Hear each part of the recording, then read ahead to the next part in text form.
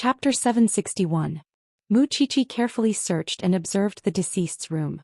Old Qing and the others asked the deceased's friends and colleagues. The unanimous conclusion was that Bai Sini was a cheerful girl and had a reasonable plan for her life. Everyone was surprised that she committed suicide this time. Old Qing really couldn't get anything out of her, so he could only return to the crime scene. Qiqi, did you find anything? I didn't find any information related to the man on the business card.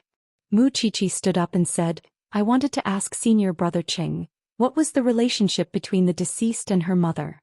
According to her friend's description, the deceased's parents divorced in the early years. After that, the deceased lived with her mother. After graduating from university, she went to work at Chongrong Electronics. It's been almost 3 years. Isn't her mother sick? She also bought a return ticket, and according to the call records, she and her mother have been in contact frequently recently. Mu Qiqi nodded. I just think that her relationship with her mother isn't very good. Why do you think so? Haven't you noticed since you came in? The room is filled with photos of her and her father, but there's not a single photo of her and her mother, Mu Qiqi explained. Do you think that's normal? Old Qing observed carefully, and it was indeed the case. I think we can focus on investigating the deceased's mother. The murderer might also be using her mother to release a signal to the deceased. Where's Captain Tang? Something happened. He went home, Old Qing answered. The people at the branch office didn't know that Feng Xianxian was pregnant, so they didn't know that Tang Yan had gone back to accompany her for a prenatal checkup. Alright, that's all for today. You guys immediately get news about her parents and wait for Captain Tang to decide whether to investigate her parents. Old Qing nodded and sighed. It's a pity that such a young and beautiful girl has passed away. Xiaolong and I will go back to the branch office. What about you? You don't have to worry about me. I've already informed the family, Mu Qiqi replied. Then we won't bother about you. After the investigation, the group left Chongrong Electronics. However, because Xing Xiao was still on the way, Mu Qiqi stood at the entrance of Chongrong and waited. Not long after, Gu Ziling's car drove out of Chongrong. When she saw Mu Qiqi, she rolled down the window and asked, Forensic Dr. Mu, did you find anything? Mu Qiqi pretended not to hear anything.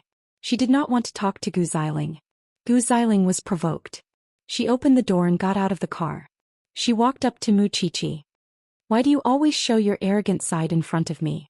What's so great about you? Gu Ziling, you'll never understand how precious a human life is. That's why I feel that we don't get along. I know what you're thinking, but please put away your desire to win. I don't have time to waste on you. I can't reveal the case to you. I'm working as a forensic doctor today, so I don't want to trouble you. But there's one thing I have to advise you. It's better not to step into some quagmires. What you've done in the past was just a clown's trick, but now it involves human lives. Today someone else died, but tomorrow it might be you. I'm not interested in knowing why Xing Kai took over Chongrong, but I can tell you for sure that the person behind Xing Kai might not have anything to do with these murders. When the time comes, if something happens to the other party, the first one to suffer will be a pawn. After Mu Qiqi finished speaking, Xing Zhao's car stopped across the road. Mu Qiqi glanced at Feng Xianxian and brushed past her. She got into her family's car and the two of them sped away. Gu Ziling was still stunned because she had to admit that what Mu Qiqi said was what she was worried about. The godfather behind Xing Kai said that he wanted to support his godson. She thought that he was going to give him a good job, but what happened in the end? Take over Chongrong. Murder cases came one after another. She even had a feeling that Xing Kai, that idiot, was a scapegoat being raised by someone. After getting into the car, Mu Qiqi took off her work pass and threw it aside. Xing Xiao saw it and asked her, What did you say to Gu Ziling just now? I'm really annoyed to see this woman now. There's a high chance that she'll come looking for trouble. She used to be quite smart, but now it seems like her brain is mostly tofu dregs. She's looking for trouble with you. Mu Qiqi snorted and pointed at her nose. Master Xiao, are you kidding me? Is your wife the type to be bullied so easily? However, I still kindly reminded her that Xing Kai might have fallen into a thief's lair. Huh. Xing Xiao did not understand what she was doing. Mu Qiqi sighed and explained helplessly, This couple is far from being as loving as they seem on the surface. When they get back, they'll definitely fight. Xing Xiao pinched Mu Qiqi's ear and shook it left and right. Do you really think you're a matchmaker? You can even tell if someone else's relationship is good or not. It's a feeling. You men won't understand. Besides, that couple is so selfish. It would be strange if they could have a good relationship. Mu Qiqi rolled her eyes in disdain. In that case, if we find the murderer of this series of cases, it's possible to find out who the person behind Xianxia is. After hearing this, Mu Qiqi looked at Xiao in admiration. Look, it was so easy to talk to smart people. As a result, Mu Qiqi revealed a look of disdain again. She had been playing the lute to a cow when she talked to Gu Xiling just now. On the other hand, Tang Yan had taken 2 hours off to keep his promise and bring Feng Xianxian to the hospital for a checkup. Feng Xianxian knew that he was busy, so she did not complain. When they arrived at the hospital, she cooperated with everything and used the fastest speed to let Tang Yan, her new father, see the small dot in her womb. At present, the pregnant woman's health is improving, but she still needs to rest in bed as much as possible. It's best for you, husband, to accompany your wife more. This will help her recover. Thank you, doctor. We understand. Feng Xianxian saw that Tang Yan was silent and quickly answered the doctor. Because she knew that it was impossible for Tang Yan to accompany her. Tang Yan knew very well in his heart. There's nothing else. You can go home now. Feng Xianxian thanked him and held Tang Yan's hand as they left the hospital. Seeing that he did not say a word, she smiled. Why are you so nervous? The child is growing in my stomach. What are you afraid of? Tang Yan turned around slightly and faced Feng Xianxian. Why don't I quit and find another job? I'll try my best to accompany you. Feng Xianxian was shocked when she heard this. Even someone who had always regarded cases as his life would say such a thing. Chapter 762. But I don't want me to owe you more and more. Tang Yan held Feng Xianxian's hand and said, after I'm done with this case, I'll talk to the chief. I know martial arts. When the time comes, setting up a training school is also a good way out. Feng Xianxian saw that he seemed to be serious and wanted to stop him, but when the words came to her mouth, she felt that there was no need. Because he would eventually understand that he was born to be a criminal police officer. He couldn't escape even if he wanted to. After the two of them got into the car, Feng Xianxian said calmly, I'm not doing this for you to make you feel that you owe me. I'm doing everything willingly. I'm giving birth to a child for the man I love. This is also my child. You can lose your studies and get pregnant before marriage for me. I can also give up everything for you. But I don't need you to give up for me, Feng Xianxian answered him seriously. If you don't handle the case, you won't be the same Tang Yan. I don't want you to regret it. Let's talk about this in the future. It's not the last resort. Tang Yan didn't say anything else and just drove away. In the past he drove very fast, but now he would have some misgivings. After all, he was about to be a father. What should I do when you're pregnant? Or what should I prepare? It's also my first time being a mother. I've also read experiences and books on the internet, so I don't know what you need to prepare, Feng Xianxian said truthfully. But I've bought a few books. You can read them when you have time. Tang Yan nodded as he drove at a steady speed. I need to go back to the station first. Wait for me in the car. I'll be out in 10 minutes. No need. I haven't gone in for a long time. You talked to the chief. I'll go see my senior brothers. This was good too. At least he was relieved. When they arrived at the entrance of the branch office, Tang Yan helped Feng Xianxian out of the car. The two of them entered the station together and then Tang Yan went to the chief's office. This time he was not there for the case but for personal matters. He wanted to get married. After the chief heard this, he naturally could not object. Tang Yan, since you already have a child, I naturally won't stop you. However, Qing Bin and the others, you have to be more careful. Especially now that you have a family, you have to be more careful. I know, Tang Yan replied respectfully. Since that's the case, you can go and settle the procedures tomorrow morning.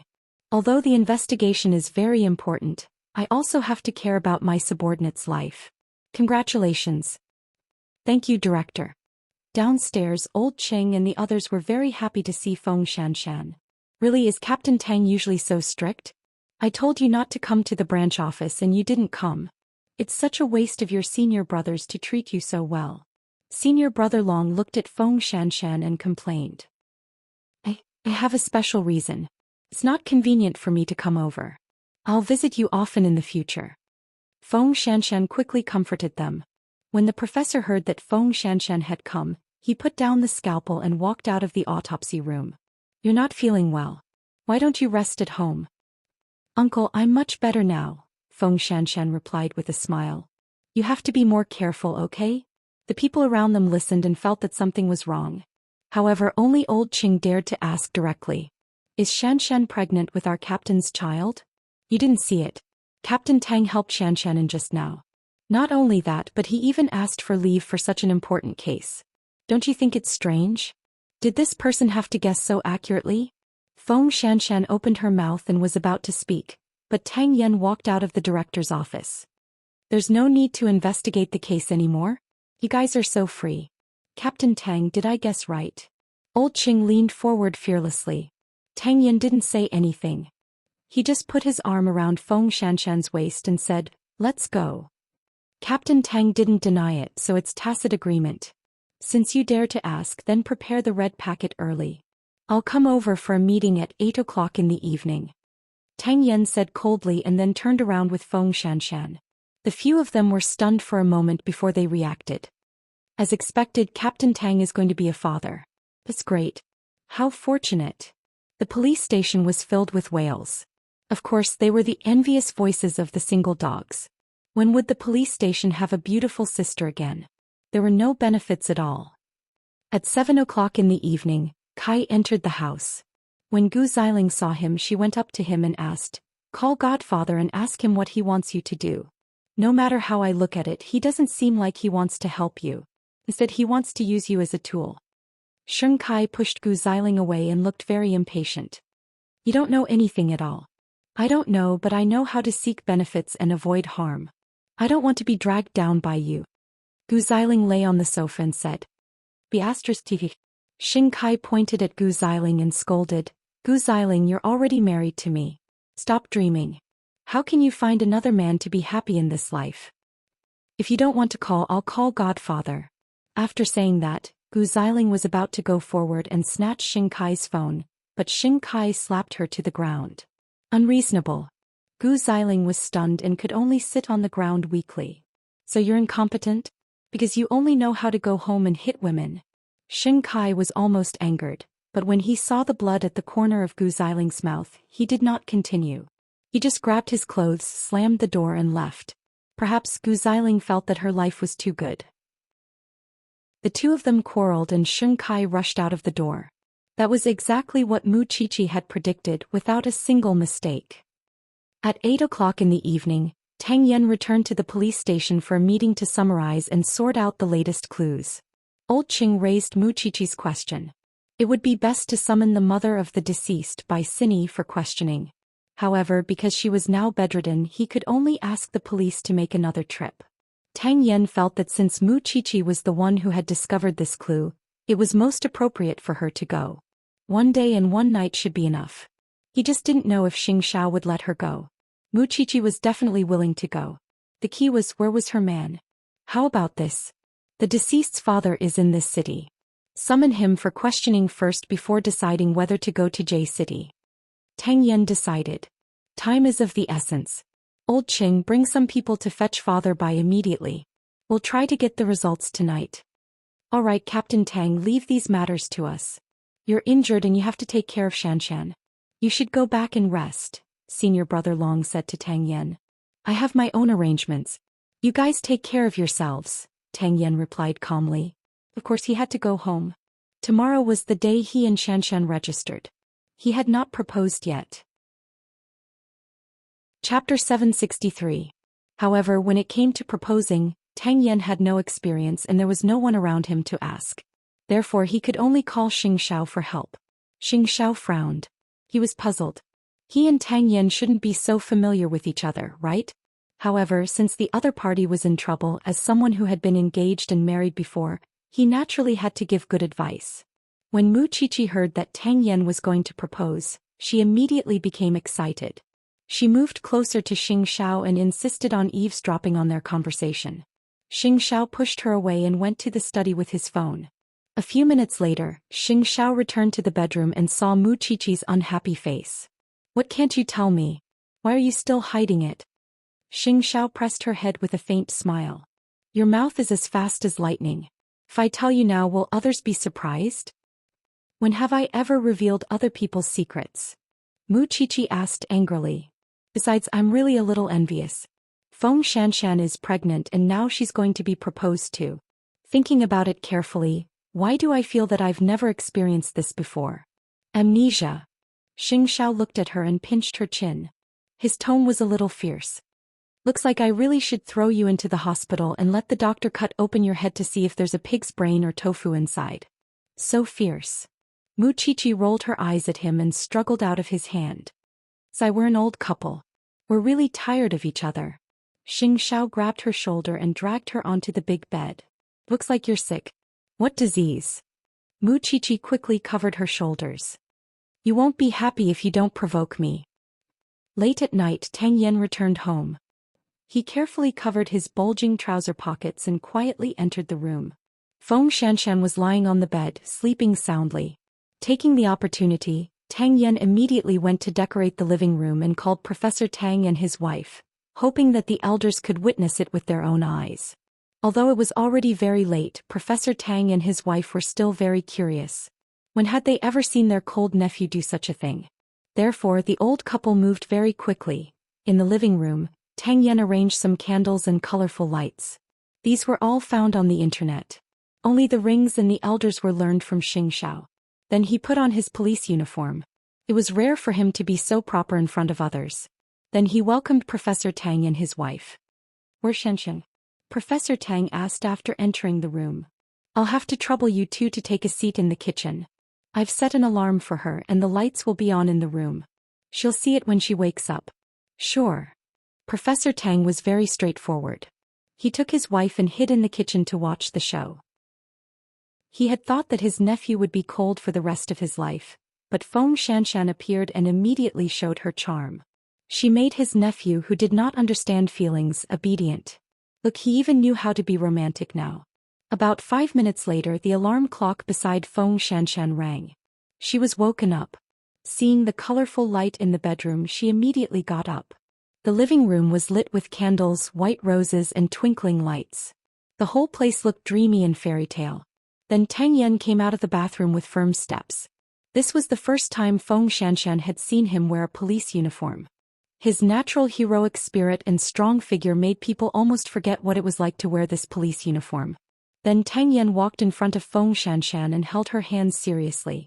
I didn't want to wake you up, but I want to change our relationship.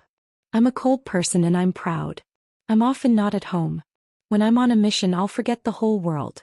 But after meeting you, I want to change everything. Xianxian, because of you, I want to have a home. After saying this, Tang Yan suddenly knelt on one knee and took out a brocade box from his pants pocket. There was a simple diamond ring inside, but because it was simple, it made Feng Xianxian feel at ease. Marry me. From now on, let me protect you and our child, okay?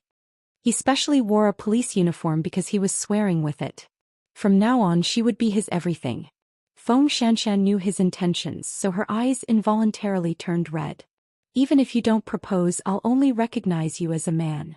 Feng Xianxian covered her face and said, to me, nothing is important. You and the child are my life. After saying that, Feng Xianxian pulled Tang Yan up, and Tang Yan took the opportunity to put the ring on Feng Xianxian's hand. Then the two of them stared at each other and hugged each other affectionately. At this time, Professor Tang and Feng Xianxian came out of the kitchen. The old couple finally saw their child's happiness with their own eyes, and they could finally put down the big stone in their hearts. Uncle, aunt. I asked them to come because they're our only family. I hope to get their approval and blessings, Tang Yan explained to Feng Xianxian. Professor Tang's eyes turned red. He pointed at Tang Yan and said, if you don't treat Xianxian well in the future, I won't let you off. But Xianxian, don't worry.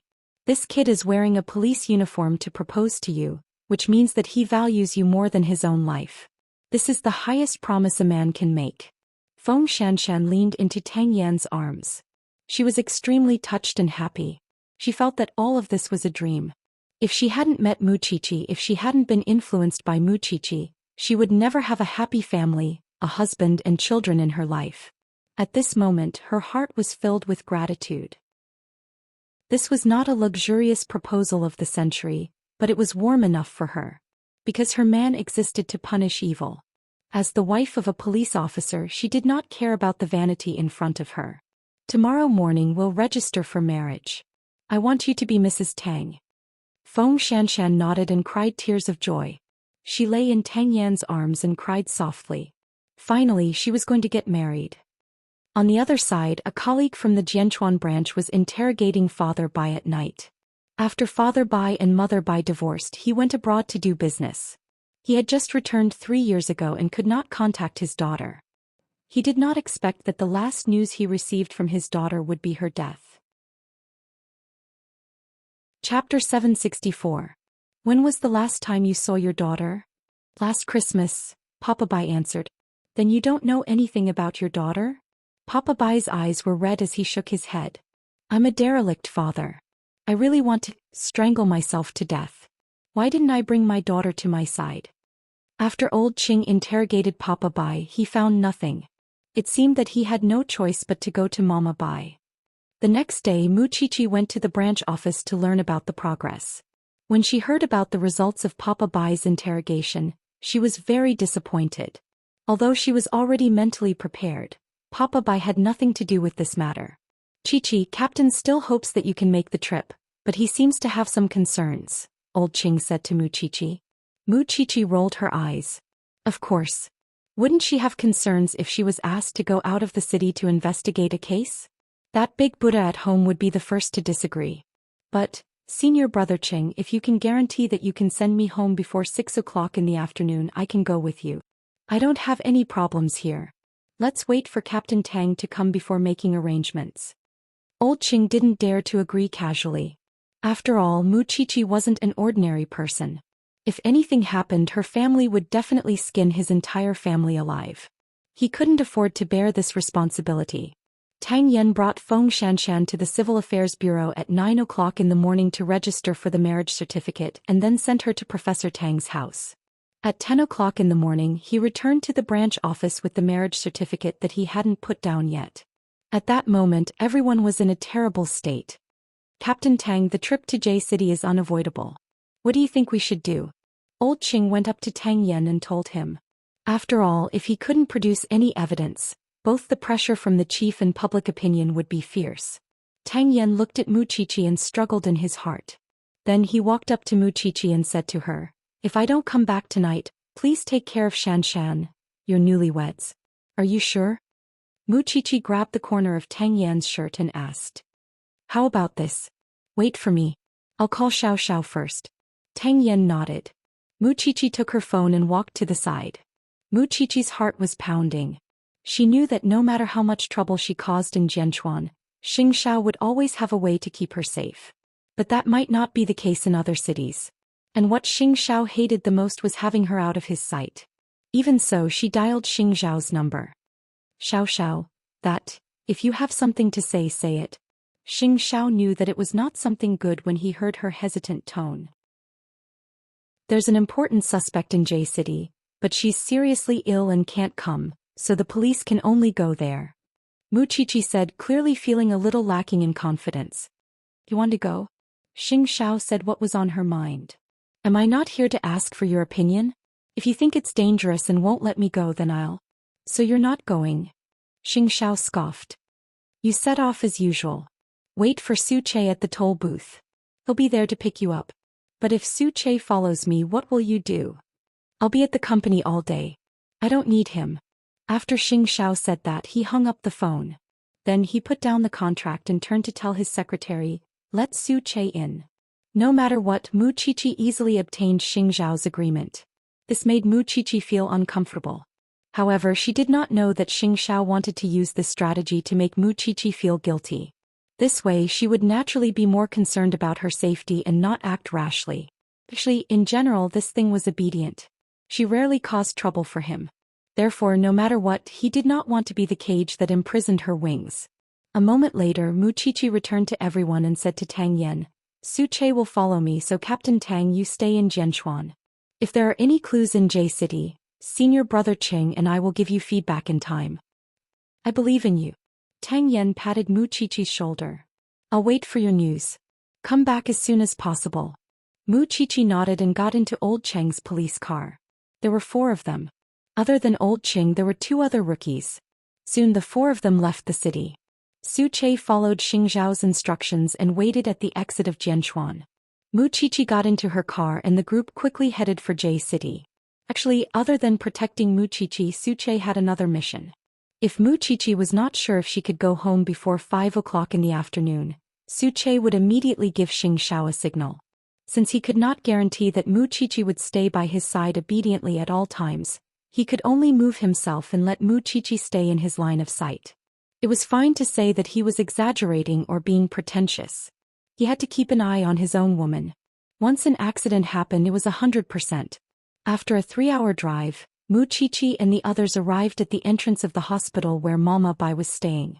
They expressed their intentions to the hospital and successfully obtained Mama Bai's medical record and check-in information. This lady has a bad temper.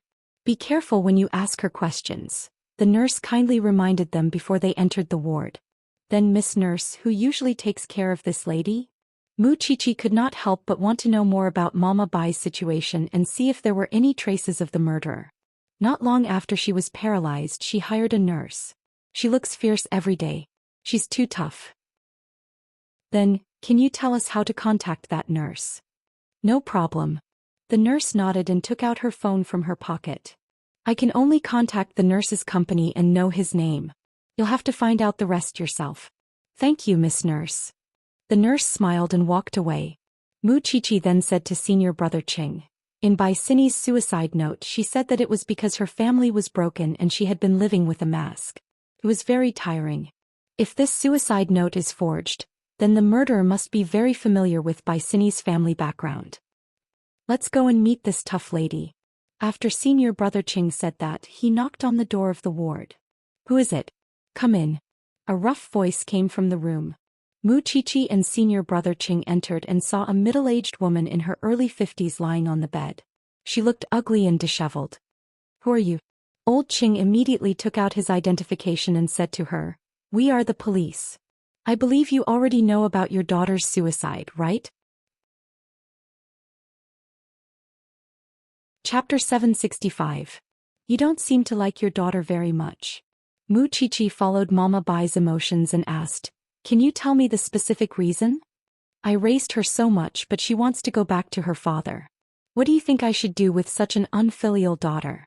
Mama Bai said hatefully. I've been paralyzed these days and I just wanted her to come and take a look. She actually said she didn't have time, so I told her to die. Then do you know that she has already bought a train ticket?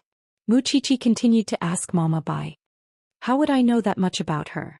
If she's dead, then so be it. I'll just treat it as if I've raised an ingrate. From Mama Bai's words, Mu Qiqi could not tell that this woman had any feelings for her daughter. Mu Qiqi and Old Qing looked at each other and did not say anything. Mama Bai began to chase them away impatiently. Are you done asking? If you're done, hurry up and leave. Don't disturb my rest. My daughter has just died. Do you have any sympathy? Old Qing and Mu Qiqi looked at each other and decided to leave the ward first. Old Qing thought to himself that he might be able to get some useful clues from this woman. But in the end, it was another wasted trip. Qiqi, what do you think? I think there's a big problem with this woman. Moreover, she's full of lies, Mu Qiqi said as she leaned against the wall outside the ward. I don't know if senior brother Qing noticed the necklace on Mama Bai's neck. Mu Qiqi reminded senior brother Qing to recall. I think it's just an ordinary silver accessory. There's nothing special about it. Mu Qiqi shook her head and smiled at him. That's not a silver accessory. That's a Perkin necklace. Moreover, it's a product of Huang Yao. It's a minimalist series of Huang Yao. I've planned events for Huang Yao before. I've seen it before. Are you sure? What if it's an imitation? Old Qing held his chin in confusion and said, How would a Philistine woman like her know about Huang Yao's jewelry? All in all, I think we still need time to investigate this woman, so senior brother Qing might not be able to go back today. Mu Qiqi said to Old Qing. Su Che heard what she said and promptly sent a message to Xingxiao. Then let's find a hotel nearby to stay. In the evening we'll visit Mother Bai's neighbors. A moment later, Mu Qiqi called Tang Yan to tell them about the progress of the investigation and mentioned the platinum necklace. Tang Yan immediately realized that there was a receipt in Bai Sini's drawer. It was worth 360,000 yuan. I'll send Xiaolong to Huang Yao to retrieve the surveillance footage from that day. Why did Bai Sini buy such an expensive necklace? Why did that necklace end up with Mother Bai? It was a few days before Bai Sini committed suicide. Mother Bai said that she hadn't seen Bai Sini for a long time, so how did the necklace get into her hands? With many questions, Muchichi and Old Ching arrived at the place where Mama Bai lived and began to visit the neighbors. However, because Mother Bai was mean to her neighbors on weekdays, no one was willing to interact with her at all. Only the old man downstairs knows a little about her. This woman, when she was not sick, she often went out on Saturdays and came back on Sundays. I don't know what she was doing. I met her several times and every time she came back she smelled of alcohol. She's mean and has no relatives or friends. She only has a daughter. In the past she often beat and scolded her. By the way, when I came back once, I saw a luxury car sent to her and her daughter. Sir, how long ago was that? Muchichi asked as she recorded. Not long ago, more than half a month ago, the old man recalled. It was a black car. From afar it looked very beautiful. From this, it could be seen that Mama Bai's mouth was full of lies. No, it should be said that she didn't say much and deliberately avoided it. Alright, it's getting late. Let's find a place to rest for the night and see what Captain Tang will do. Senior brother Ching looked at his watch and turned to look around. Why don't we stay nearby? I've already arranged accommodation for you just now, Su Che, who had not spoken for a long time, suddenly said. The two of them were stunned for a moment and nodded. That's good too. Then the three of them went to eat some J City's specialties. Because Muchichi still wanted to go back to her room to sort out her doubts, after eating, the two of them went to the hotel under Su Che's lead. You rich people really know how to find a place. You can even find a 5-star hotel in a small place like J City. Chichi, I'm really basking in your glory. Senior brother Ching could not help but smile when he saw the door of the hotel. You're welcome. It was just that the two of them were arranged on different floors, which made senior brother Ching feel inconvenient. However, because Su Che said that there were no rooms, old Ching did not dare to complain. Call me if there's anything. Muchichi nodded. Soon Su Che sent Muchichi to the door and swiped his card to open the door for her. Muchichi was very sleepy after running for the whole day. However, after pushing the door open, she blinked and was stunned. Xiao. Xianxia was sitting in front of his desk and had just finished a video call. When he saw Muchichi return to her room, he leaned against her and winked at her. Why are you here? Muchichi woke up from her nap and jumped onto Xianxia excitedly. You didn't come home last night, so I could only warm your bed. Xianxia hugged her and fell into a deep sense of satisfaction. J City is a little colder than Jianchuan. It's remote and the security is chaotic. If I don't come, what if someone breaks into your room at night? You just said that you missed me. Why are you still finding so many excuses for yourself? Muchichi glanced at him disdainfully. Are you going back tomorrow morning? Up to you. Xianxia replied coldly. Then I have to hurry up and figure out the situation here. Muchichi got down from Xianxiao's body and began to take out a pen and paper to organize her thoughts. According to her previous deduction, Mama Bai had lied. The neighbor said that half a month ago he saw someone send Mama Bai and Bai Sini home. However, Tang Yan said that the necklace was bought 2 days before Bai Sini committed suicide. However, the necklace was now in Mama Bai's hands. In other words, the last time the mother and daughter met was within 10 days. The old man said that Mama Bai went out every weekend. Once she even brought her daughter along and even sent her off in a luxury car. In other words, Mama Bai brought her daughter to meet someone of high status. After sorting out the information, Muchichi began to call Tang Yan. After Tang Yan heard the information that Muchichi had sorted out, he felt that the most important thing now was to figure out who Mama Bai went to meet every week. Especially when she brought Bai Sini to meet someone. Chapter 766. I'll try my best. In fact, the few of them already had some guesses in their hearts, but they needed to be confirmed now. Is Xiao Xing by your side? Tang Yan paused for a few seconds and suddenly asked. How did you know? Muchichi was surprised. Did this person have clairvoyance? You used his phone to make the call. After saying that, Tang Yan hung up. At first he was worried about Muchichi's safety, but now that Xianxia was there to guard her, there was no problem at all. Although he did not approve of his subordinates being overprotected at all in the same situation, if Xianxia were to go out, he might not be able to sit still. Wuxia put down her phone and took a closer look. He immediately understood. She was the one who had been immersed in the case and was stupid. Why didn't you remind me? What's the difference between yours and mine? Xianxia packed up the documents and drew the curtains of the hotel room. Wash up. Aren't you going to wake up early tomorrow? Captain Tang asked senior brother Qing and me to find out who Mama Bai went to see over the weekend. I need to sort out what I need to do tomorrow. Let me think about it, Wuxia said seriously as she sat on the sofa with a frown. First, get Mama Bai's call records and lock onto the people who talked to her over the weekend. Check them one by one, and then confirm her identity with the people in the communications department. Second, get the surveillance cameras around the Bai family and see if you can find anything. Wuxia thought that with the evidence she would confront Mama Bai. Then the answer would be revealed. Wuxia had a hunch that as long as the answer was revealed, the truth of Bai Sini's suicide would not be far away. Xianxia supported himself with his arm and looked at Wuxia. Just as Tang Yan had said, this little one was becoming more and more like a criminal police officer. When she was busy, she looked serious and cautious, which made her even more charming. Wuxia put away the note and looked up at Xianxia. When she realized that he was staring at her, she blushed. Is there something on my face? Xianxia stretched out his long arm and pulled her up, letting her sit between his legs. In the future, should I call you Forensic Dr. Mu or Officer Mu? What do you like me to do? Wuxia leaned into Xianxia's arms and asked, do you like me to hold a gun or a knife? When Xianxia heard that, the corners of his mouth curled up slightly. There was a hint of devilish charm in his eyes. Of course I like you holding a gun.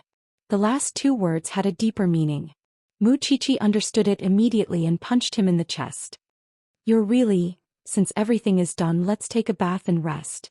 Xianxia knew that she was very tired today, so he did not hug her affectionately like he did at home. He only took her to take a shower and lay on the bed. Lying in his warm embrace, Wuxia fell asleep. However, Xianxia could not fall asleep no matter how hard he tried. This was not Jianchuan, nor was it a home with a complete security system. Even with Su Che next door, Xianxia did not fall into a deep sleep. Midnight. There was a strong wind outside the window and a strange sound came from outside the hotel. Xianxia immediately opened his eyes. Then he let go of Wuxia, got up and called Su Che. Su Che walked out from the room next door and saw a black figure disappearing at the end of the corridor. Su Che chased after it, but it soon disappeared into the hotel garden without a trace. A few minutes later, Su Che came back and checked the door of Xianxia's room. He found that the door lock had been tampered with. So it's very professional.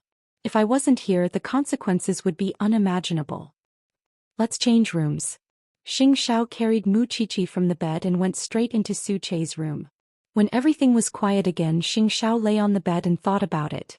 Sometimes he really did not know whether it was right or wrong to agree to Wuxia's help, because this was clearly a case that should not be dug into.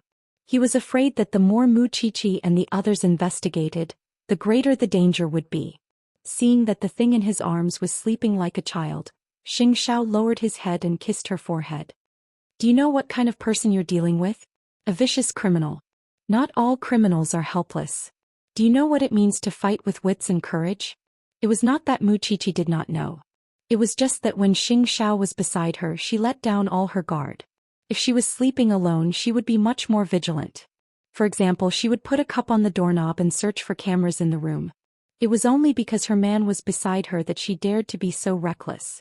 The next day, when Wuxia woke up, Xianxia had already gotten up. Seeing that he had tidied up neatly, Wuxia quickly got out of bed. Why didn't you wake me up? Xianxia did not mention anything about what happened last night. He just grabbed her arm and said, I'll be your driver today. Must it be like this? Xianxia nodded. I'm here to take you home. Well, senior brother Qing would laugh at her for being a child who had not weaned off her mother's milk again. In fact, only she knew how vicious Xianxia's eyes were and how meticulous his heart was. If this goes on, no one in the family will earn money because I've captured you to investigate the case. Don't be heartless. After investigating this case, go back to school in peace. For some reason, Wuxia felt that Xianxia seemed to know something. However, once he planned to hide it from her, he would not say anything. Soon they gathered at the door. After Mu Qiqi and Old Qing discussed, the two of them prepared to retrieve Mama Bai's call records and begin to investigate the suspects. Actually, the workload was not that big. After all, Mama Bai only contacted people on weekends and it was a fixed number. There shouldn't be many. Sure enough, after the two of them scanned Mama Bai's call records, they locked onto two numbers and quickly found the owners of these two numbers. One was called Zhou Xian and the other was Su Hong. Now, as long as we verify the identities of these two people, everything will be easy. But was it really as simple as Old Qing said? Qiqi, rest for a while. I'll call Captain Tang and see what he says. Old Qing took out his phone. He couldn't hide his excitement because this seemed to be one step closer to the truth. Mu Qiqi nodded. She was drenched in sweat from running and returned to the car to rest. However, just as Old Qing was making the call, a motorcycle suddenly appeared from around the corner and crashed into Old Qing. Old Qing was caught off guard and was slammed into the wall. Mu Qiqi sat in the car and saw everything clearly. Xianxia immediately turned his head and saw that Su Che had already gotten out of the car and was running away. The other party sensed that Su Che's skills were extraordinary. He turned around and sped away without any hesitation. Mu Qiqi quickly got out of the car to check on Su Che's injuries. Old Qing, how are you? Chapter 767. Send him to the hospital immediately. Su Che chased after him, so Xianxia went forward to help him up. He said to Mu Qiqi, "You're a medical student. You should know where he was hit. See if you can deal with it first." Mu Qiqi saw blood seeping out of the corner of Old Cheng's mouth and immediately did not dare to touch him. "No, there's organ damage in his abdomen. We have to do an abdominal TC immediately." When he heard the words organ damage, Xianxia sped up. He did not even realize that his hands were trembling as he held the steering wheel. If Old Qing had not called Tang Yan, if it had been Mu Qiqi, then the consequences, he could not think about it at all. These people are crazy. Mu Qiqi took out her phone in a panic and called Tang Yan. This was the first time she had seen her colleague suffer such a serious injury. "The other party wants to stop you from continuing the investigation. Come back to Jianchuan with me in the afternoon."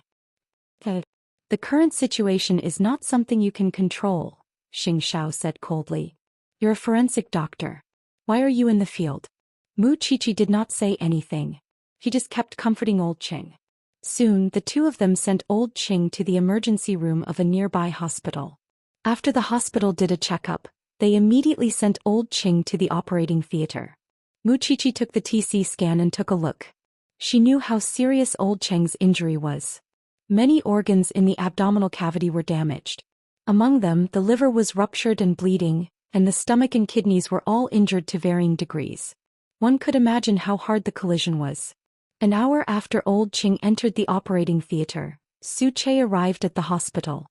He shook his head at Xianxia. "I didn't catch him. He's a professional. He's familiar with the terrain and has extraordinary skills." Xianxia did not say anything and looked at Mu Qiqi. Mu Qiqi sat on the chair. She did not know what to say. She just held Xianxiao's hand.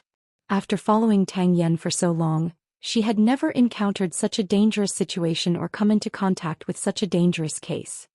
"After Old Cheng's surgery, I've already arranged for someone to send a plane over to transfer him back to Jianchuan. At the same time, you have to go back with me," Xianxia ordered Mu Qiqi. "I want to wait for Captain Tang to come over. Madam, last night this person went to your room to cause trouble. However, the president was in the room at that time and he didn't succeed. So you can't help anyone if you stay here. This group of people dared to openly attack the police, which means that there is someone behind them. You'd better listen to me and stop being stubborn," Su Che advised in a low voice. Mu Qiqi remained silent for a long time. After a while she sneered and said, "I just think it's a little ironic. This is J City. A strong dragon can't suppress a local snake. Even if the CEO is here, he can't do anything. I understand." It seemed that he really needed to return to Jianchuan and discuss this matter with Tang Yan. When Tang Yan received the news, he immediately told Mu Qiqi to retreat to Jianchuan. "We can't continue investigating that place.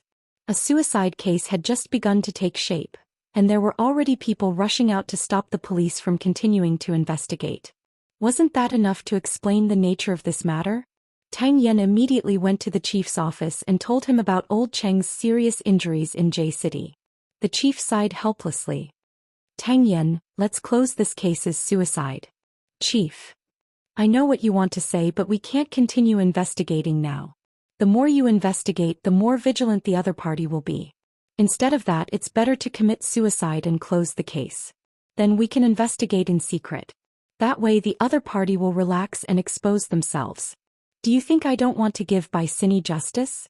Even if I'm the chief, there are some things I can't do. Let this matter go first. I promise you that I will definitely investigate thoroughly. When the time is right, I will give you an explanation. With the director's guarantee, Tang Yan nodded. He still abhorred evil, especially when the other party had seriously injured his subordinates. He wanted to barge into the tiger's den even more, but he was married and had a child. If things were still the same as 7 years ago, then what awaited him might be the destruction of his family. In the evening, old Qing was sent back to Jianchuan by a private plane. In his own territory he would be protected. Mu Qiqi also followed Xianxia back to Jianchuan. She had to give Tang Yan an explanation first. These are the results of old Qing and I've obtained for the past day and night. We found 2 suspicious people. Before we could do anything else, old Qing. Enough. You've worked hard. The chief has already asked for the case to be closed, Tang Yan said to Mu Qiqi. Don't take old Cheng's matter to heart. As a police officer, you're full of meritorious deeds. It's just that you might scare your family members. Really? Do you want to close the case? Bai Sini died in vain. We all know, but we can't just run around like headless flies. We need to think about this matter in the long run. In short, don't worry about it. I've also promised Zhou Xian that I won't lend you out to investigate cases while you're studying. After saying that, Tang Yan patted Mu Qiqi on the shoulder. Let's go back. Those women who were faked as suicides might just be victims. Mama Bai is the middleman. She didn't even let her own daughter off. This was a train of thought that Mu Qiqi had sorted out. Before she left, she felt that it was necessary to tell Tang Yan. Let's go back. Tang Yan nodded, expressing his approval of Mu Qiqi's deduction. In fact, they gradually understood what was going on, but there were some things that they couldn't confront head-on.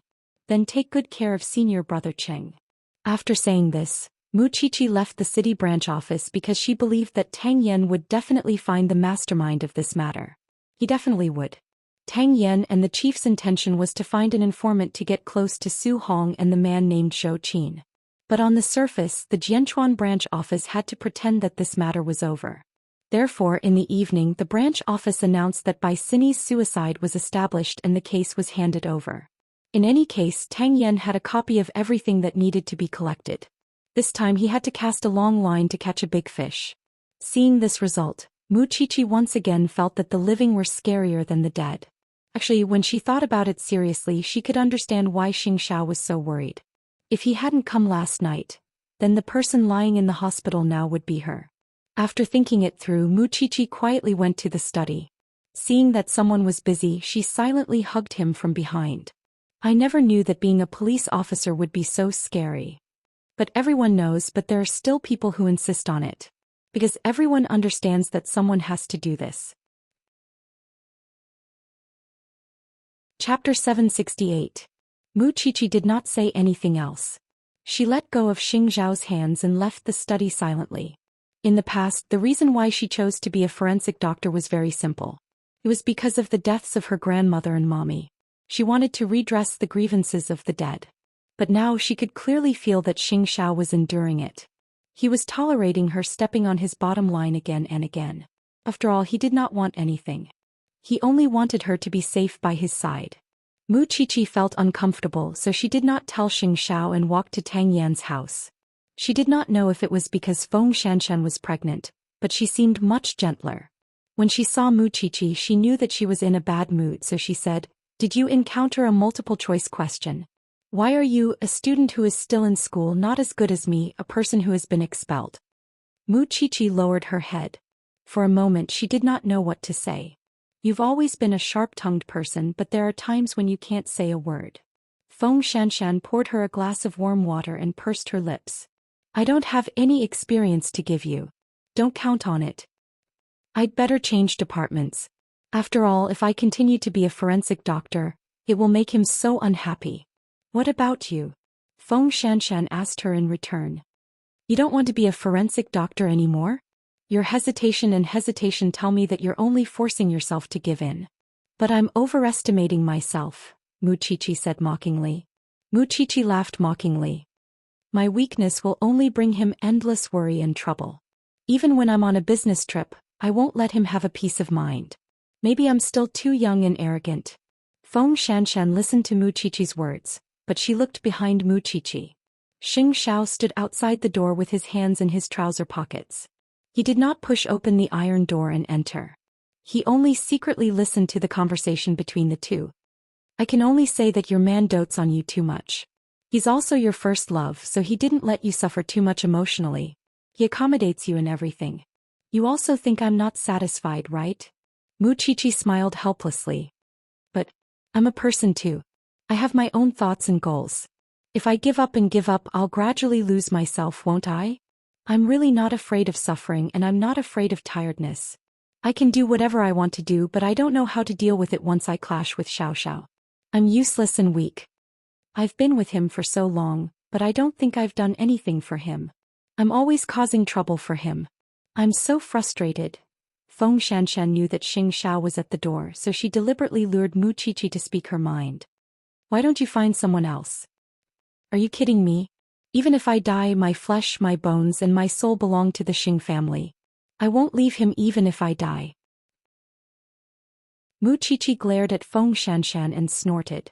Xianxia stood outside the door for a while and listened to their conversation. Earlier in the study, he knew that his answer had hurt the little one's heart. Since he couldn't find her at home, he thought that she might have come here. Why did he have to force her? It was just because he thought about what happened during the day and was anxious. So he lost his patience with her. But his little one had always been like this. She had always been an independent person. She didn't rely on anyone. Just as she said, if she gradually lost her sense of self, she would be no different from the women outside. Self was a person's unique soul. After a while, Xianxia turned around and left. He didn't enter Tang Yan's house because he knew that she also had her dignity.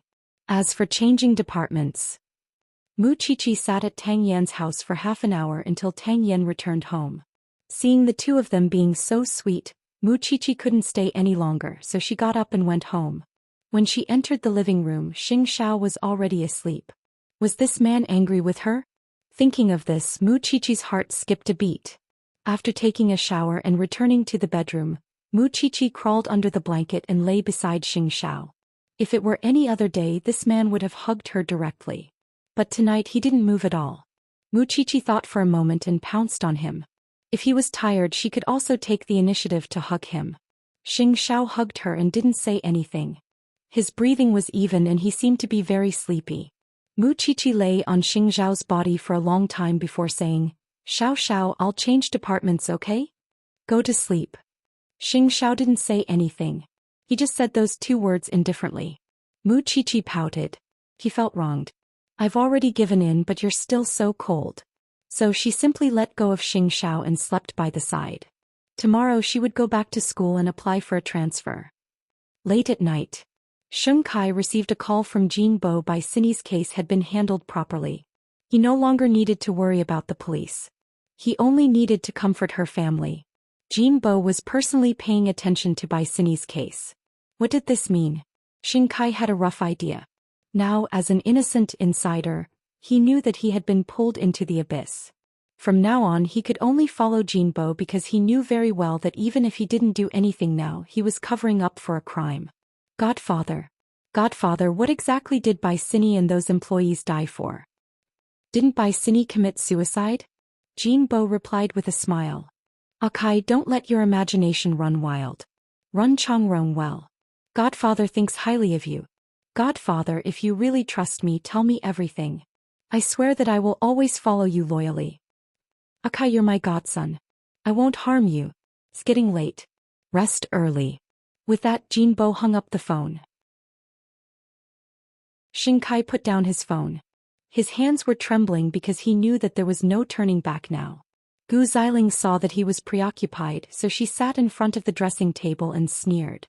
I thought that I would really rise to prominence after acknowledging my godfather. Now that I think about it, I can't even compare to someone else's dog. Say that again? Gu Xiling shrugged. Of course she wouldn't be an idiot. However, Xing Kai was really unreliable. If Grandpa didn't allow her to get a divorce, then she wouldn't. However, from now on she would only live for herself. As for Xing Kai, he had ambition but no ability. Sooner or later he would get himself into trouble. At that time, Grandpa would know that Xing Kai was incompetent and not because of her provocation. The next day, Mu Qiqi woke up early but found that Xianxia had left earlier than her. He seemed to have made up his mind to ignore her. Mu Qiqi was not discouraged. She packed her things and arrived at school on time. One of the things she was going to do today was to transfer to another faculty. Chapter 769. After arriving at the school, Mu Qiqi went straight to the dean and expressed her intention to transfer. However, this surprised the dean. Qiqi, you're only a student now, but you've accumulated a lot of experience in autopsies. You've also gained the trust of the branch office. Why do you suddenly want to transfer? Qiqi, have you thought about it? This is a great future. I have some personal reasons, Mu Qiqi answered awkwardly. Some things are more important than this. The dean sighed, thought for a moment and said, wait, let me think about it. Xianxia just didn't leave. If you leave too, what will happen to my forensics department? The two of you are the living signboards of the forensics department. Alright, then I'll go back to class first. Mu Qiqi did not force the dean to agree immediately. The dean stroked his chin with a puzzled expression. No matter how he looked at it, Mu Qiqi did not look like someone who would give up halfway. Why did she suddenly want to transfer? The dean thought about it and decided to try contacting Zhongting. He felt that Mu Qiqi was like a child who had not grown up yet. All her rights were in Xing Zhao's hands. The secretary received a call from Mu Qiqi and transferred it to Xing Zhao's office. Piao Xing, sorry to disturb you. I'm Qiqi's dean. Has she encountered some difficulties recently? Why would she want to transfer? Do you know about this? Xing Zhao leaned against his office chair. Of course he knew why. He had been angry with that thing last night. He did not expect her to really ask the school about it. Forget it, I don't know. I also want to know why she wants to transfer, Xing Zhao replied calmly. How about this? I'll come over with my secretary in the afternoon. We'll talk face to face then. The dean did not expect to meet an outstanding alumnus. Of course, that was exactly what he wanted. See you in the afternoon. The dean could not hide his excitement. It turned out that Mu Qiqi did not discuss this with her family. He did not know why she was throwing a tantrum. This was really not in line with her usual personality. However, if Xing Zhao were to appear, he felt that he could keep her. After lunch, Mu Qiqi was taking a lunch break in the library. The dean sent someone to find her and asked her to go to the office immediately. Mu Qiqi thought that the dean had probably found a way to convince her and wanted to give it a try. Mu Qiqi closed the pathology textbook and walked quickly to the dean's office. However, when she stopped at the door, she heard a familiar voice.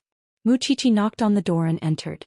Sure enough, she saw a man in a suit and leather shoes. He had the aura of a king wherever he went. His expression was serious and the way he looked at her was filled with doubt. Qiqi, don't blame me for inviting Xiao Xing over. Tell me, why didn't you discuss something as important as transferring to another faculty with your family? No room for negotiation? She had told a certain man last night, okay? Xing Zhao did not say anything. He just drank the good tea that the dean had brought out with a faint smile. If it's possible, I hope that you can tell me why you want to change departments. In front of Xiao Xing, we all want to hear the reason. That man clearly knew the reason, yet he still deliberately tormented her. Was he that angry? Tell me. I want to hear it too. Xing Zhao slowly put down the teacup and looked at Mu Qiqi. Mu Qiqi took a deep breath and answered seriously, it's too dangerous. I'm afraid of death. That's it? The dean was stunned. He thought that Mu Qiqi was going to say something long, but he didn't expect her to only say 7 words. Qiqi, aren't you being too hasty? You're also a forensic assistant. The danger of being a forensic doctor isn't high. The dean was very puzzled and looked at Xing Zhao inquiringly. Piao Xing, what do you think? I think so too. The danger of being a forensic doctor isn't bad. So, there's no need to talk about transferring departments. Xianxia made the final decision. The dean's face immediately beamed like a flower. However, Wuxia looked at Xianxia and suddenly did not understand him. "Dean, can you give me 2 minutes to talk to CEO Xing alone?" Wuxia turned to the dean and asked in a very sincere tone. The dean thought for a few seconds and nodded. "I'll go out for a breather." When Wuxia saw that he had left, she glared at Xianxia. "Master Xiao, I suddenly don't understand you. You're the one who said it's too dangerous, and you're the one who didn't let me transfer departments." Xianxia took the opportunity to hook his arm around her neck and pull her closer. "When did I agree to you transfer departments? Last night? But you know that I'll feel sorry for you. It's your business if you feel sorry for me. It's my business if I don't agree. The forensic doctor's doing well. There's no need to transfer." Xianxia let go of her neck to prevent the people outside the window from peeping. "But I'll still be in danger. I won't let a little thing sacrifice herself for me." Xianxia leaned against the sofa and stood up. "Then why were you angry in the morning? You even lost your temper and ignored me and left." Xianxia thought for a moment and tilted his head to look at her. "I left a note for the morning meeting. You're deliberately making me anxious." Wuxia was sure that this man knew how to play tricks. "Yes, so what?" Xianxia slowly curled his lips, confident and proud. "Don't let your dean worry if it's nothing. It's not good to scare someone into a heart attack, although I, Xianxia, don't lack this bit of compensation." Wuxia really wanted to bite him hard. He had made her suffer all night and worry about him. In the end, she had been taught a lesson by him. Especially after the dean came back in, Xianxiao's words were really asking for a beating. Maybe she wants to pretend to be mature so Chi has more ideas. I hope you can help me restrain and discipline her so that I don't have to worry. The dean knew what kind of role Xianxia had in Wuxia's eyes, so he nodded. Of course. Don't worry, Wuxing. As long as she did not leave, everything was fine. Wuxia rolled her eyes. However, even though she had been fooled by this man, she was still happy because he still understood her. He understood that she did not want to give up her career, even if she knew how dangerous it was to be a forensic doctor. A moment later, Xianxia left Xingting. The dean turned around and taught Wuxia a lesson. "Chi, it's not that I'm scolding you, but look at how good Zhou Xian is to you. He has so many things to deal with every day, but he still took the time to meet me for your matter. Don't not know how lucky you are." Amen. Wuxia returned to the classroom and continued her lessons. However, it was precisely because she did not succeed in changing departments that she always felt that she owed Bicini. She felt terrible that she could not find the murderer. Chapter 770. Tang Yan found a reliable informant to get close to Zhou Xian and Su Hong. There would be news in a few days. Of course, Bicini could not die in vain. Also, her crazy mother was extremely cunning. She must have a lot of things in her stomach that she did not spit out to the police. However, after being a police officer for so many years, the thing he had learned the best was to be patient and wait for the big fish to take the bait. Wuxia kept her forensics major. The first thing she did when she returned home was to settle the score with a certain someone. Was he teasing her? She had been upset the whole night yesterday. However, after entering the door, Wuxia realized that Xianxia was taking a shower in the bathroom and did not close the door. Wuxia immediately had the urge to peek. In the bathroom, Xianxia was lying in the bathtub to take a nap. Just his exposed chest muscles was enough to make Wuxia's nose bleed. It had been so many years, why was he still so monstrous? "If you want to see, then do it openly," Xianxia said to Wuxia behind the door with his eyes closed. After such a long time, how could he not know that there was a burning gaze behind him? "You were so angry yesterday. Why didn't you let me transfer?" Wuxia leaned against the door frame and asked Xianxia. "It wasn't easy for me to make up my mind." "That's not called making up your mind." Xianxia snorted softly as he lay in the water. "If you really made up your mind, you wouldn't have gone to Feng Xianxian to complain. She told you that." Wuxia thought about it carefully and felt that it was impossible. Feng Xianxian was not a talkative person. Then this man must have heard it himself. No wonder she said that this man would not go out to look for her. "I don't like you taking risks and can't tolerate you being in danger, but I'm not so dictatorial that I want to deprive you of your ideals. In the future I will still be angry where I should be, but you don't have to transfer because of this." After Wuxia heard this, she walked to the bathtub and squatted at the edge. I want to transfer not only because of you but also because of something else. There are many cases in the world that can't be solved. If you face them with such a mentality, then it'll be a waste of Tang Yan and the others' efforts. Xianxia suddenly stood up and splashed water all over Muqiqi. Last night I dreamed of Bai Sini. She stood in front of me covered in blood and begged me to avenge her. Hearing that, Xianxia wrapped a towel around himself and pinched Muqiqi's cheek. Don't think too highly of yourself. You are only important when you are with me. Even if Bai Sini wants to appear in a dream, she would look for Tang Yan. Why would she look for you? Muqiqi nodded and agreed with Xianxia. He felt much better now. Then she followed him out of the bathroom. When she saw him sitting on the edge of the bed, she sat on his lap. Xianxia looked at her and she put her arm around his shoulders. What? You can't sit? I haven't hugged you for one night and you're already impatient? Xianxia took off her school bag and put it aside. Then he let her sit on his lap. If you need anything in the future, just tell me. Don't look for outsiders, okay? Yeah. Muqiqi nodded. After being taught a lesson by Xianxia, Muqiqi stayed at home to read and watch TV. This was because she did not need to investigate the case now, nor did she need to work overtime. However, just as she was watching the news in boredom, she saw that Sheng Bowen was trending. According to the news report, Sheng Bowen's car had hit a little girl who had fallen to the ground at a certain intersection, but he immediately drove away. The little girl was sent to the hospital with the help of a passerby. At present, the little girl's mother had already called the police. According to the surveillance footage, the car that ran over the little girl was a blue Lamborghini. It belongs to Sheng Bowen, the current person in charge of the well-known company Huang Yao. Huang Yao has yet to respond to this, and the police are also conducting further investigations into the case. After Muqiqi finished reading, she immediately looked at Xianxia, who was flipping through the information at the side. Do you already know? Isn't it third brother? It's his car, but I don't know who's driving it, Xianxia replied. Hurry up and call him. Muqiqi took out her phone and wanted to dial Sheng Bowen's number. However, after thinking about it carefully, she felt that it was not appropriate, so she called Ren Yufei. On the other end of the line, Ren Yufei was sobbing. Third sister-in-law, what's going on? I just saw the news. At that time your third brother and I were on our way home. Because there was another car on the right, we were in a blind spot. We didn't notice that there was someone under the car and thought that it was just running over a rock. We only found out after the fact that a child was involved under the car. Your third brother has already gone to the hospital. It's not what the media reported. We are all very concerned and worried about the child's safety. Since that's the case, let the police investigate it carefully. Muqiqi comforted Ren Yufei. I also hope that the child's life is not in danger. But why did the child fall to the ground when crossing the road? Where's the guardian? The police are checking the surveillance footage now. Don't panic. The child will definitely be fine. Yes, your third brother won't let me go to the hospital with him at all.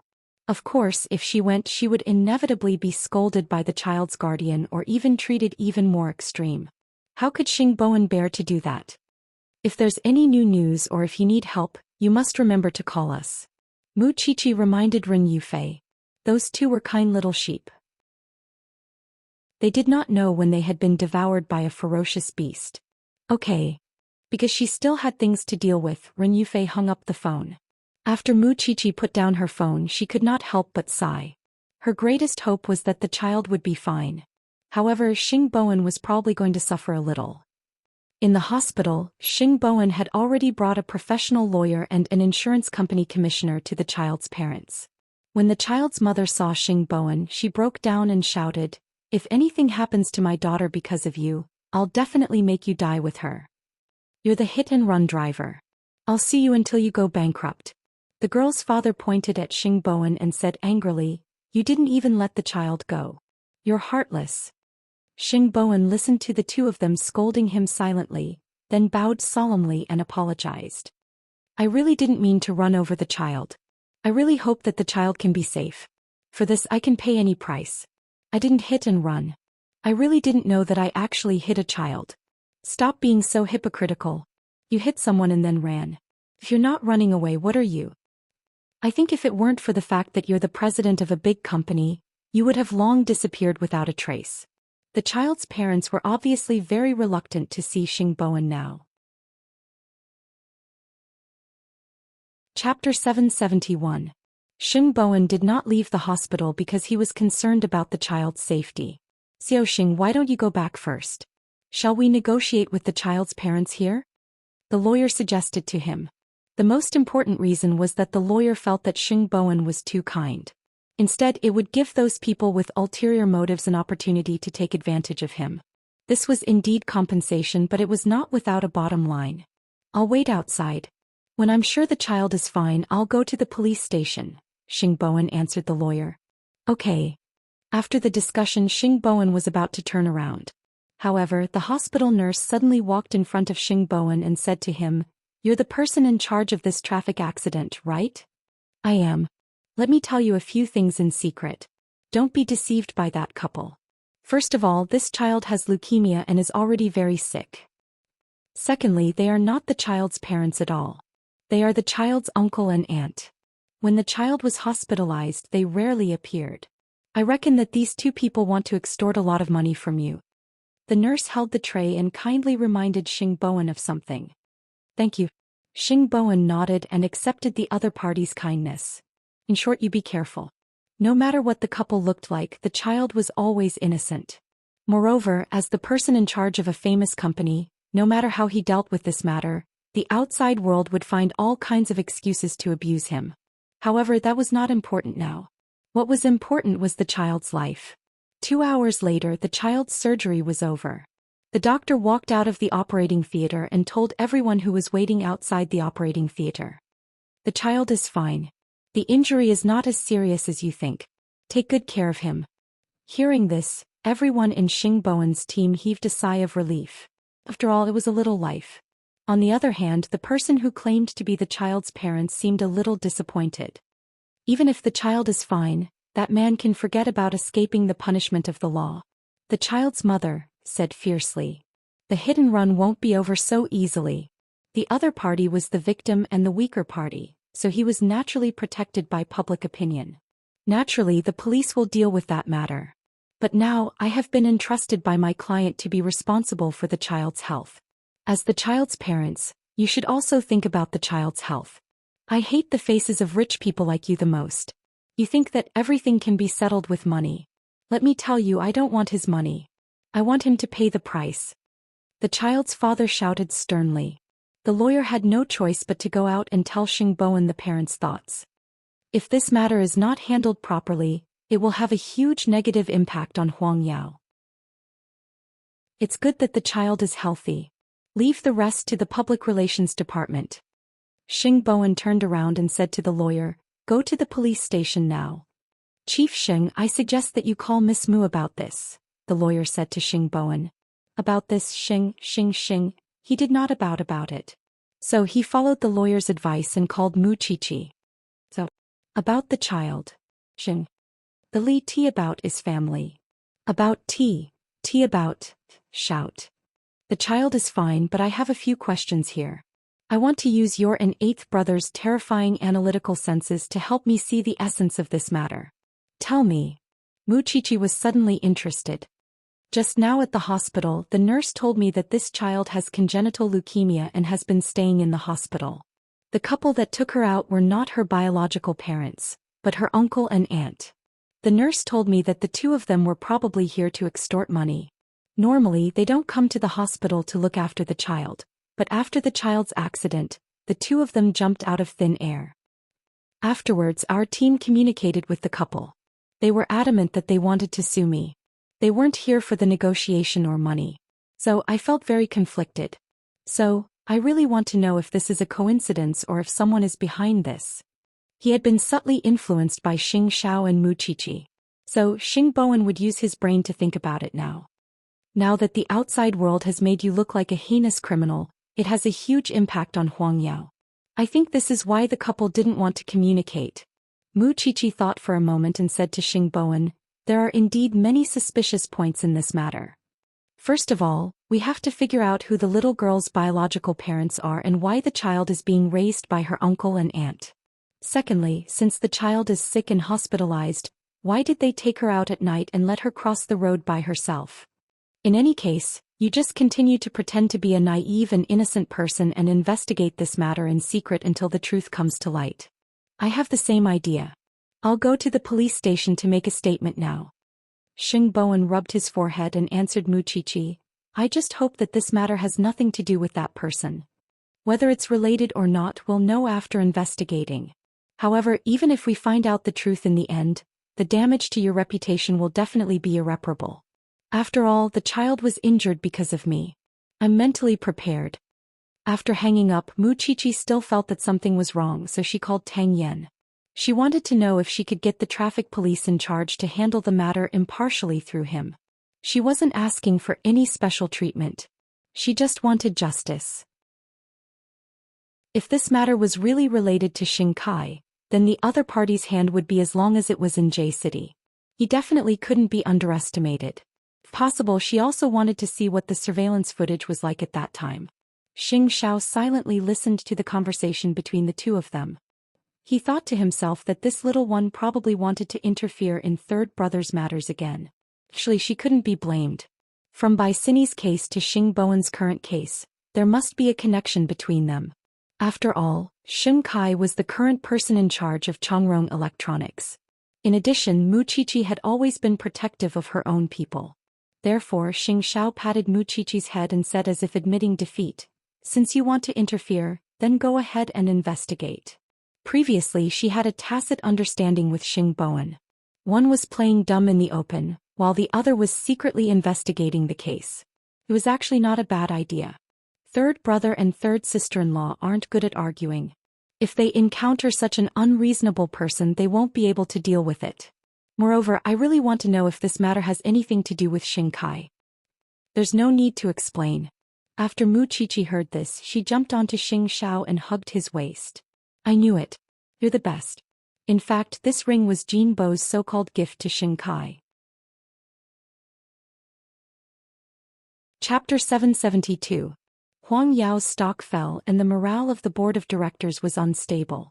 After such a big incident, no one knew if Xing Bowen could continue to lead Huang Yao safely. Therefore, after the incident, the board of directors called Old Master Xing and asked if the Xing family could introduce a new successor so that they could make plans early. The matter has not been decided yet. Are you all so impatient? Bowen has led Huang Yao for so long and he has never disappointed you, has he? I believe in my grandson. He will definitely be able to handle the matter well, so you don't have to be so anxious. After all, eighth brother is still here. When the other party heard Xing Zhao's name, they did not say anything else. According to Zhongting's current development, even if there were 10 Huang Yaos, Xing Xiao would still be able to suppress them. Seeing that the old man kept receiving calls, Ren Yufei felt very helpless. Grandpa, I'm really useless. I can't help it all. How can you be blamed for this? The old man waved his hand. Yufei, don't be anxious. Ever since third brother married you, he has become much more stable. I believe he can handle it. I hope so. Grandpa, it's getting late. You should go in and rest. I'll wait for him. I can't sleep if he doesn't come back. Let's go together. The stock fell.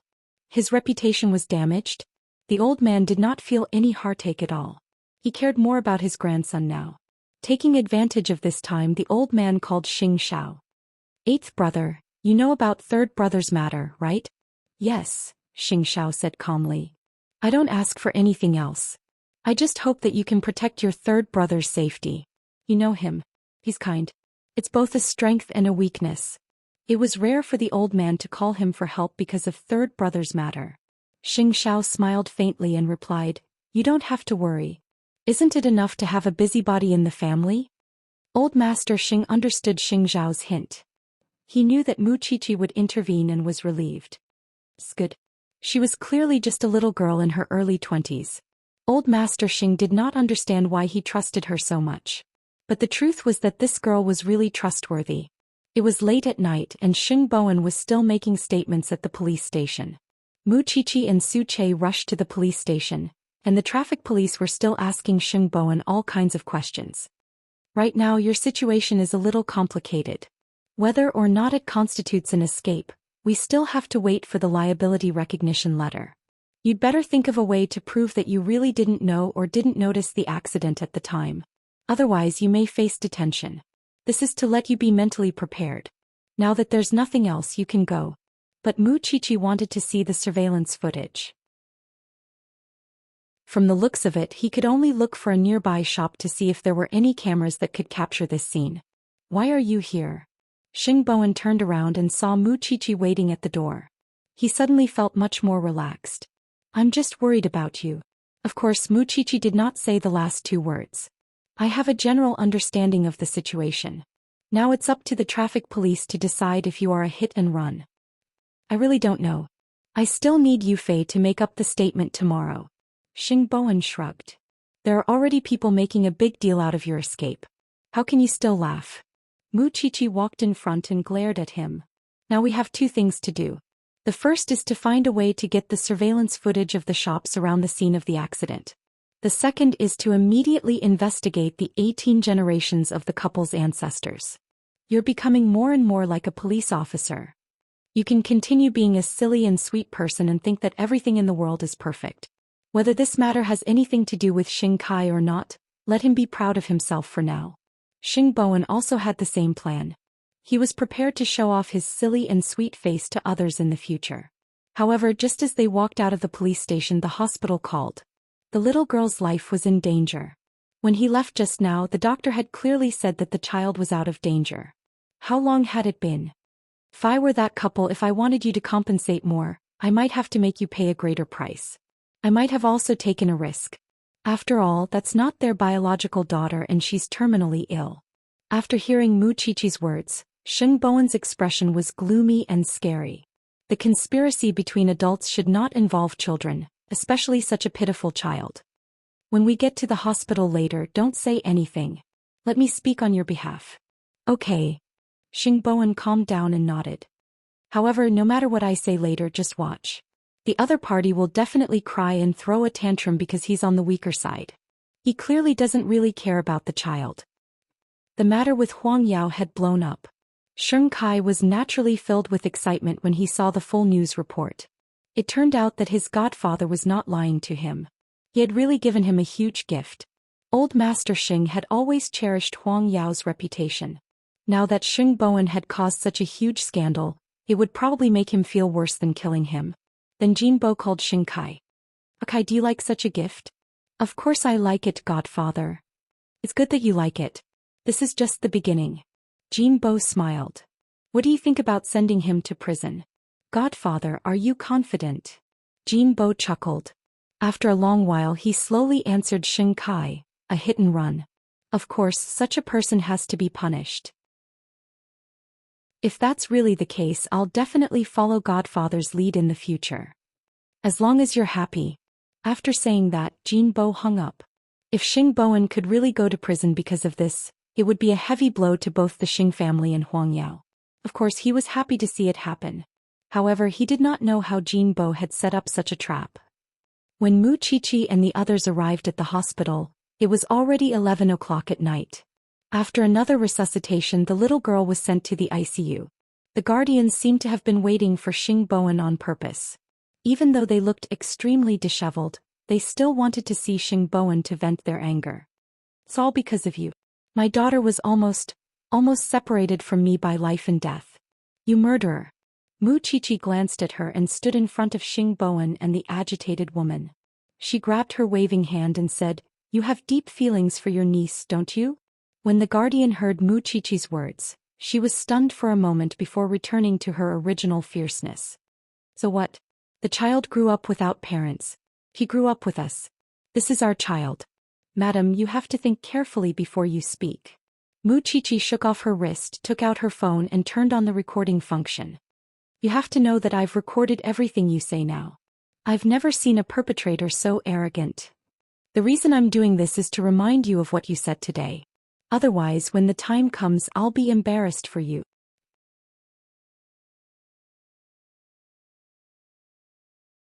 Chapter 773. Are you still human? My daughter is so seriously injured and you're still bullying us victims. Lady, you probably don't know. I'm also a medical student and a forensic doctor. I'll find out why your daughter was resuscitated again after the doctor announced that she was out of danger. Mu Chichi was too lazy to fight with the other party. She aimed for the heart of the other party and hit the nail on the head. Sure enough, the woman's expression changed when she heard this. Don't try to mislead people. That's my daughter. I won't allow you to see her. What if you do something and harm my daughter? The woman looked like she was going to put on an act until the end. I heard that the child's parents are no longer around and the child has leukemia. For a family like yours, this expense should be too much for you to bear, right? I think you'd rather the child leave without a trace. On the contrary, why would we harm the child? This won't do us any good, lady.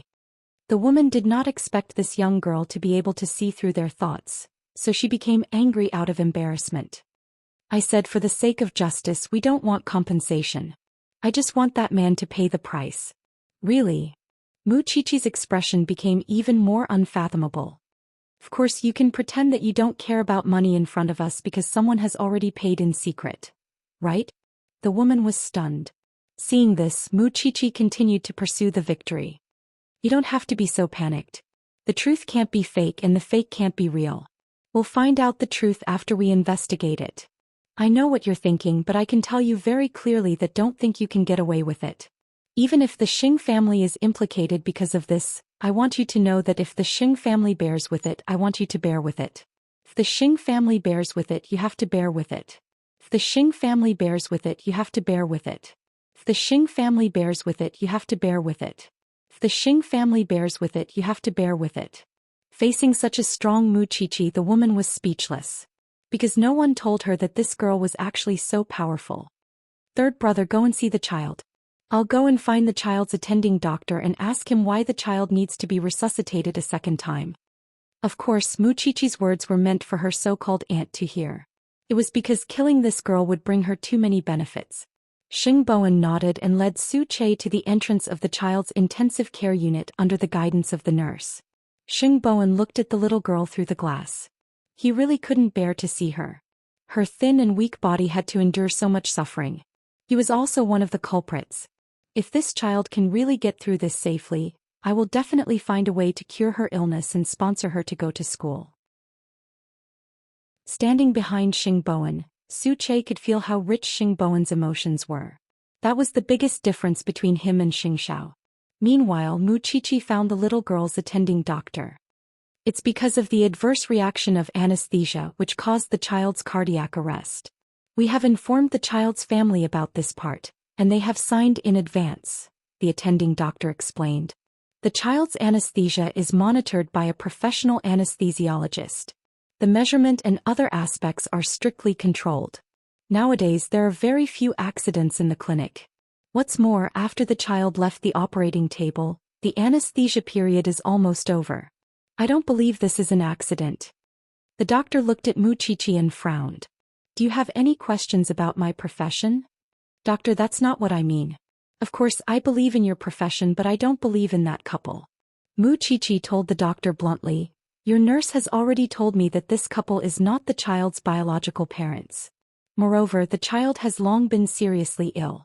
If they don't want to continue to bear this burden, and now that they can blackmail a big company, it's not impossible for them to choose to take the risk. When that time comes, will the hospital be responsible if there is a medical accident? After hearing this, the doctor's expression softened and he took a deep breath. This is the patient's family matter. As doctors, we have no right to interfere. Moreover, you are the wrong party, so what you say is even more untrustworthy. Excessive use of anesthetic drugs will cause the heart rhythm to be out of balance and the blood concentration to be too high, which will lead to heart failure and sudden arrest. I believe that the hospital's anesthesiologists are professional enough. But what if someone knows medical knowledge and uses this to cause trouble? Are you also a medical student? The doctor looked at Mu Qiqi in confusion and sized her up. Mu Qiqi took a deep breath and paused for a second before she said, You open the living body to save the dying and help the injured. I open the dead body to seek justice and investigate the case. The doctor nodded. It was no wonder that there were so many doubts. I understand what you mean. If possible, I will arrange for a blood test and urine test for the child. I will also remind the nurse to pay attention to the child's safety. Are you satisfied with this? Doctor, I don't want to make things difficult for you, but this is a life. I don't want to hurt the innocent because of the adult's viciousness. You are a forensic doctor. You have seen more than us. Okay, we will do our best to protect the child. Whether it was a doctor or a forensic doctor, their purpose was actually the same. To serve life.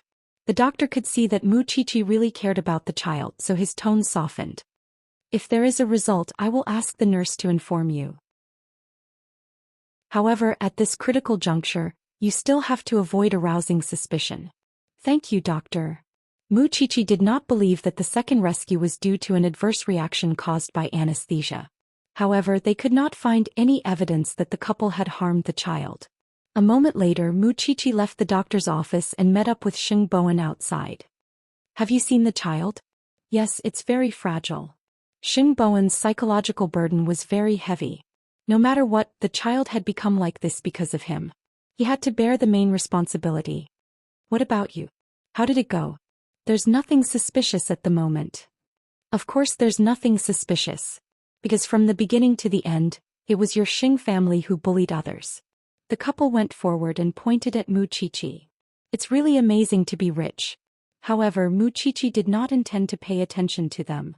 Since the child has been seen, let's go back. In fact, there were still many things they had to do that night. I believe that justice will not be late. You, a scumbag who hit and ran, will definitely have retribution. Chapter 774.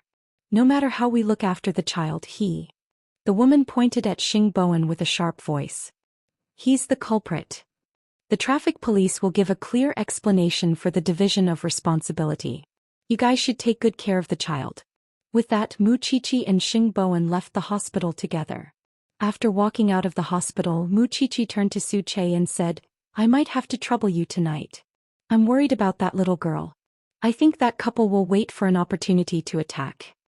Zhou Xian understood what Muchichi meant and replied, I'll stay in the hospital. If anything happens, I'll collect evidence in time. Not only that couple but also the nurses with abnormal behavior.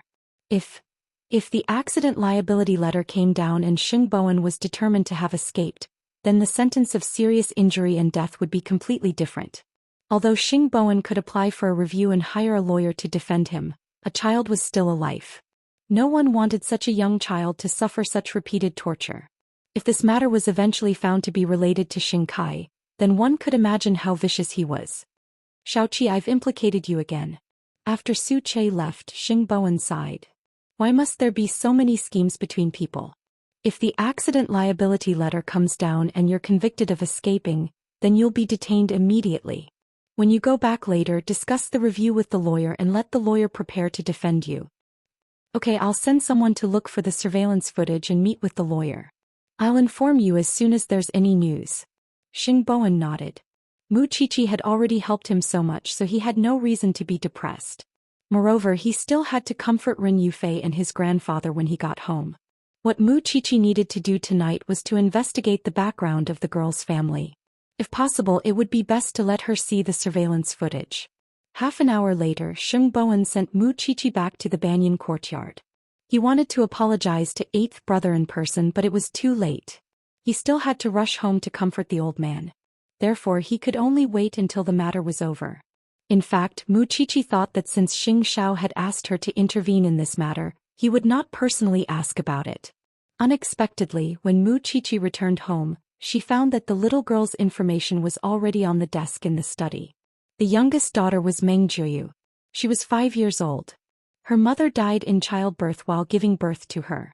Her father passed away in a car accident when she was 2 years old. From then on, the little girl stayed with her grandparents.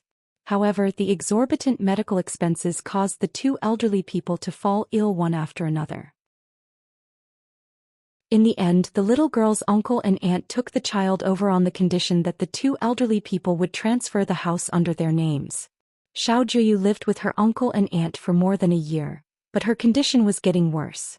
The two of them often left Xiao Juyu in the hospital, hired a nurse, and left her hanging half dead. They never took the initiative to ask about her in the hospital. To put it bluntly, the two of them were only looking forward to the death of their child for the sake of the house. That way they could lighten their burden earlier. As for Xiao Jiyu's so-called uncle and aunt, they didn't have a fixed job and lived off their parents, but they didn't have any bad records. If it was for money, it would be easy to get rid of them. But these two people are clearly bewitched by someone and want to kill third brother. Moreover, I'm more worried about the child's safety. I feel that whether it's the greedy couple or the people behind them, they don't want Xiao Jiyu to live. After Mu Qiqi finished reading the information, her face darkened. Such a little thing's background makes me feel angry and regretful. Xianxia heard her mutter and couldn't help but touch her head. I found the surveillance footage of that section of the road. It'll be here in half an hour. Third brother moved so quickly? Zhongting's people went to look for it. Xianxia knew better than them what Xing Bowen would face if he didn't find out the truth as soon as possible. The most important thing now was to prove that Xing Bowen didn't know anything. He also had to find evidence that the couple had deliberately harmed Xiao Jiyu's life. Only by doing two things at the same time could it be useful. I thought you didn't have time to care about this. Damn it, he's too slow. No one could compare to Xianxia in terms of foresight. This was what Mu Qiqi admired the most about Xianxia. Then I'll watch the surveillance footage tonight before I sleep, okay? Xianxia looked at the time. It was already early in the morning. If he didn't let her watch it, she probably wouldn't be able to sleep that night. Don't do it again. I have a feeling that I'll definitely find something useful in the surveillance footage. On the other side, Xing Bowen dragged his tired body into the living room. Rin Yufei and the rest of the Xing family immediately came up to him. Third brother, are you all right? Bowen, I'm fine. I've made you worry. Xing Bowen shook his head. All of you should go and rest. It's really fine. Huang Yao will be fine. The rest of the Xing family expressed their concern and then returned to their rooms. Only Rin Yufei and old Master Xing were left, and their expressions were not as relaxed. I talked to the lawyer for a while just now. The lawyer told me that the possibility of you escaping is very high. The old man sat on the sofa and sighed. Is the child okay? She's fine for now, Xing Bowen answered as he sat on the sofa. Third brother, tell me the truth. Did someone intentionally frame you? Did it have something to do with that bastard? Old Master Xing wasn't a fool. It was just that after the surgery his mind was a little slow. However, if he thought about it carefully he would understand. Grandpa, this is between us. I'm not afraid to compete with him.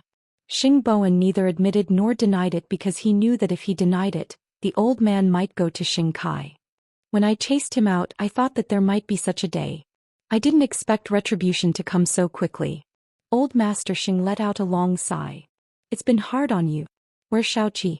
She scolded the couple in the hospital and went back to look for evidence. Xing Bowen smiled and said, if it were anyone else, they really wouldn't be able to handle that kind of scene. Rin Yufei leaned against him. After hearing this, she felt very upset. I can't help it all. Go to the police station tomorrow and explain this matter clearly. Yufei, don't belittle yourself. Everyone has their own value, okay? Rin Yufei didn't expect Xing Bowen to comfort her. She immediately held Xing Bowen's hand tightly. Don't worry, I know what to do.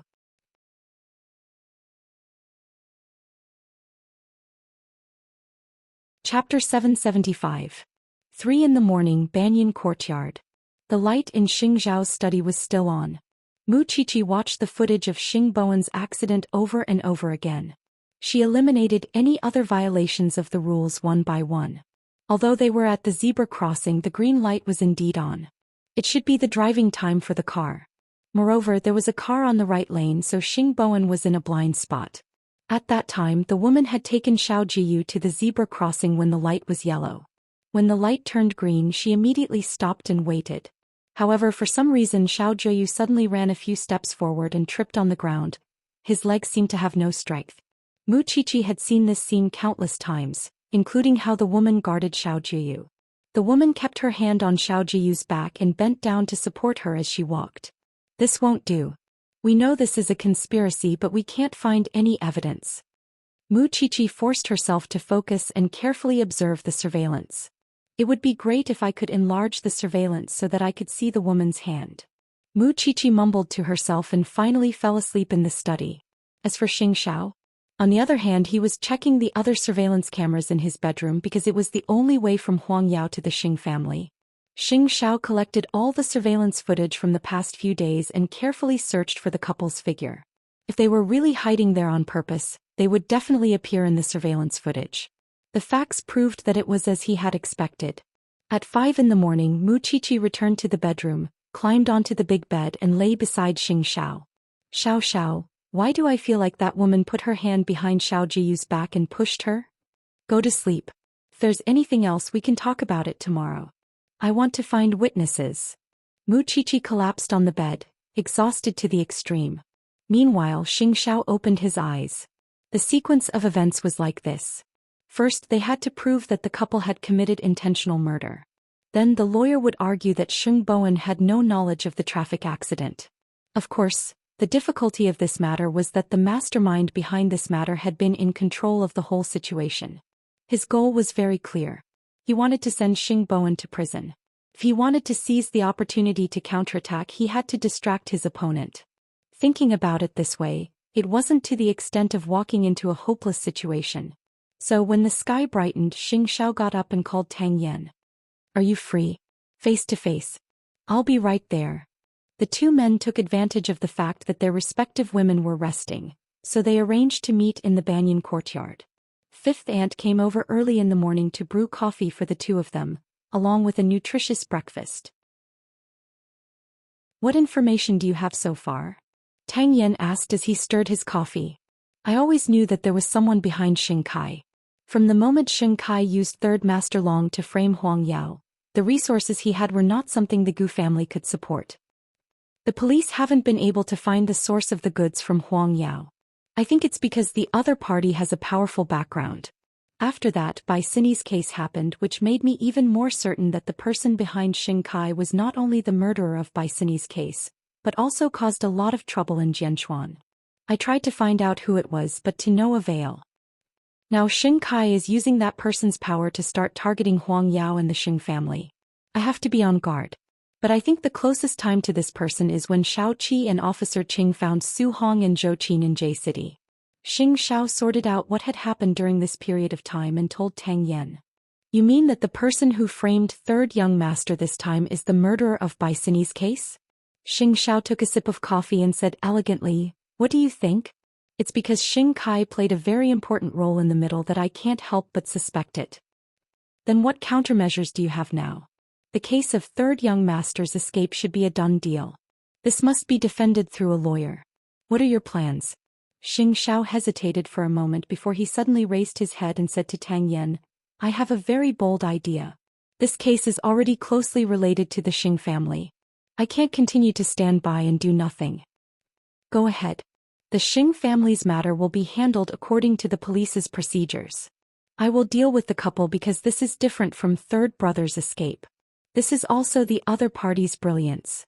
Regardless of whether the couple wants to kill the child or not, Third Brother's escape is a fact. The Xing family will be anxious because Xing Bowen is detained. At this time, Xing Kai or the person behind him should relax and appreciate their own results. So, at that time it will be a good time for the police to go to J City and get close to Su Hong or Zhou Xian. The other party will definitely not expect that we will choose that time to secretly investigate Bai Sini's case. And the sooner we solve Bai Sini's case, the sooner we can find the person behind Xing Kai. Tang Yan thought about it carefully and felt that he could take the risk. I will mention this idea to the chief, Tang Yan said cautiously. If we want to take action, we have to start wiring now and make long-term plans. I'll wait for your news. Xiao knew Tang Yan's concerns. After all, this matter was not up to him. There was still the chief above him. Although the chief had promised to give Tang Yan an explanation. Have you mentioned these thoughts to Xiao Qi? Xiao shook his head. Officer Qing is a lesson. The fewer people who know about this, the better. Alright, thank you for breakfast, Zhou Xian. I'll be leaving first. Qiqi should be awake soon. Xiao nodded slightly and watched Tang Yan leave the banyan courtyard. 10 minutes later, Mu Qiqi recovered. She came out of the bedroom and sat beside Xiao. Good morning, Master Xiao. Xiao glanced at him, amused. Did this mean that the little one had changed her pet name for him? What did you find from the surveillance cameras? I found a very important witness. I'll go look for him today. Mu Qiqi picked up the glass of milk and took a sip. She said calmly, last night I had to beg Senior Brother Long for a long time before he was willing to give me this person's address. He didn't reveal any other private information and even said that he was going to be fired. You told me before you went to bed last night that you suspected that the woman deliberately pushed the little girl. Yes, that's why I need this witness. Wuxia snorted. She's such a young child and she's even her own niece. She's worse than an animal. Xianxia patted Wuxia's head to comfort her. Then look carefully today. Last night, Zhou Xian called and said that the little girl's grandfather came but was chased away by the couple. I want to meet him too. Chapter 776. What escape? Even if you want to judge an escape, you have to meet the conditions. A normal escape refers to a series of abnormal behaviors in order to avoid responsibility. For example, cleaning up the scene, moving the victim's body like third brother, going shopping as if nothing had happened and even went home normally. That's called ignorance. It's precisely because it's subjective that it's difficult to find evidence. After Xianxia said that, he picked up his coffee cup again. However, the lawyer knows how to deal with this matter. If you can prove that the other party deliberately framed you, it can also increase third brother's chances. I will definitely find it. Wuxia said very seriously. Instead of saying that she was answering Xianxia, it was more accurate to say that she was secretly swearing to herself in her heart. Xianxia chuckled and did not bother about her anymore. After breakfast, Wuxia went out. She wanted to meet the witness first, so she asked Xianxia for 2 bodyguards. The witness was a middle-aged man. At that time he was holding a baby in his arms. He was probably taking his grandson for a walk. Wuxia spent the whole morning looking for him and told him that she wanted to meet him. At first the man was a little resistant, but in the end he agreed to meet Wuxia. However, it was already afternoon and Wuxia was hungry. After the man coaxed the child to sleep, he invited Wuxia to the living room. Who are you? Why do you want to see me? There was a car accident last night. I believe you still remember it, right? Wuxia tried her best to sound humble. Hello, I really didn't mean to pry into your privacy. I really didn't want to. I won't disturb you again in the future. It's like this. I just want to ask if you saw the whole process. You mean there was a hit-and-run incident last night? You were standing behind the mother and daughter, weren't you? Uncle, did you see anything unusual? Wuxia went straight to the point, hoping that the man could help her recall. That woman suddenly brought the child to the sidewalk and pushed me behind. I was holding my grandson, so I couldn't argue with her. I didn't know what she was trying to do in a hurry. I didn't notice anything else, but I noticed that the woman kept pushing the little girl. Did you see it clearly? It was so close. How could I be wrong? The man snorted. That little girl is sweating all over. She looks uncomfortable and her face is as white as a sheet of paper. Moreover, it's been a few days. I've seen her in the vicinity, but I don't see her on normal days. I don't know what she's doing on the streets. The old man had a grandson, so he loved his child very much, but he also hated that woman very much. That little girl is really pitiful. Uncle, would you be willing to step forward and prove the driver's innocence? Hearing that Zhou Xian was going to step forward, the middle-aged man hesitated. I also have a grandson. I don't want anyone to take revenge on me, so I'm sorry. In fact, Wuxia had expected such an outcome. However, this at least proved that her guess was right. That woman had pushed Xiaojiu. It's all right.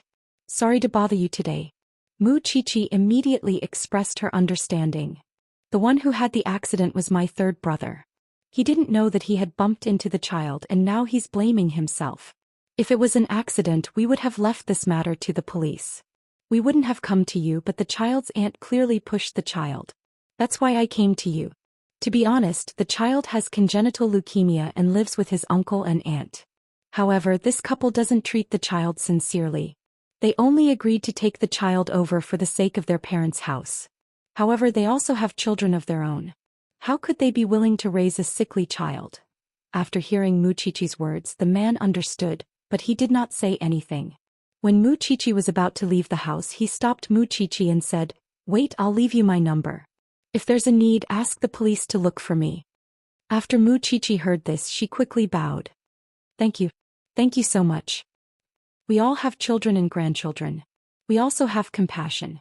The man sighed and handed the note with his number to Wuxia. Wuxia looked at him gratefully and left. Although she had been a forensic assistant for a long time and knew that there were many people in this world who were worse than ghosts, she could not give up her trust in others such as this uncle. After that, Muchichi went to the hospital and saw Suche. Last night at 2 o'clock in the morning, the child's grandfather came to the hospital with a cane. He wanted to see his granddaughter, but he was chased out by that woman. I asked the nurse to settle the old man in a nearby hotel. You'll see him later. Also, there's nothing unusual in the intensive care unit. They probably haven't found a chance to do anything yet. You have to go back to Xiaoxiao's side later. This child is really worrying. Muchichi sighed because she guessed that the other party would definitely think of a way to take the child's life. If there was no one watching, it would be really hard to guard against. So once we find evidence to prove that there's something wrong with the couple, we must call the police immediately. Suche reminded her. Last night I looked for the head nurse and told her the basic situation. She said that she would arrange for reliable nurses today. Wait a moment, I'll tell you who the two people are. Other than them, there's something wrong with the others. Reliable. Muchichi gave Suche a thumbs up. Now I'll take you to the hotel. Then I'll return to Zhongting. Muchichi and Suche were about to leave the hospital, but they almost bumped into Xiao Jiyu's aunt. Muchichi felt disgusted when she saw this woman, so she avoided her and left through another door of the hospital with Suche. After arriving at the hotel, the waiter brought Muchichi and Suche into the old man's room. For some reason, when she saw the old man's emaciated appearance, she suddenly couldn't help but tear up. Are you? I want to see my Jiuyu. Grandpa, we want to help Jiuyu. Muchichi immediately made her position clear and gestured to Suche. Wait for me outside the door. Suche nodded. Be careful. Muchichi looked at the old man and felt bitter. Grandpa, you've heard about Jiyu's car accident, right? When the old man heard about the child's car accident, he immediately started crying. If it weren't for the fact that I can't move, I wouldn't have given Xiao Jiyu to those two beasts. Grandpa, how do Jiyu's uncle and aunt treat her? Chapter 777. Muchichi knew that after all, the couple was the old grandpa's family. If she wanted to get more inside information from him, she had to show her identity and stance. Therefore, after spending some time, Muchichi told the old grandpa about her identity, her purpose, and everything she knew so far. The old grandpa listened to Muchichi in silence, and in the end, tears streamed down his face. I really didn't know that those animals would do such an inhumane thing again. It's all our fault. We don't have other children. Otherwise, why would we send Jiuyu away? Little girl, what do you want to know? I'll tell you everything I know. Other than this time, did the couple think of any other way to deal with Xiao Jiu? Muchichi asked because she wanted to find out the couple's motive as much as possible. Yes.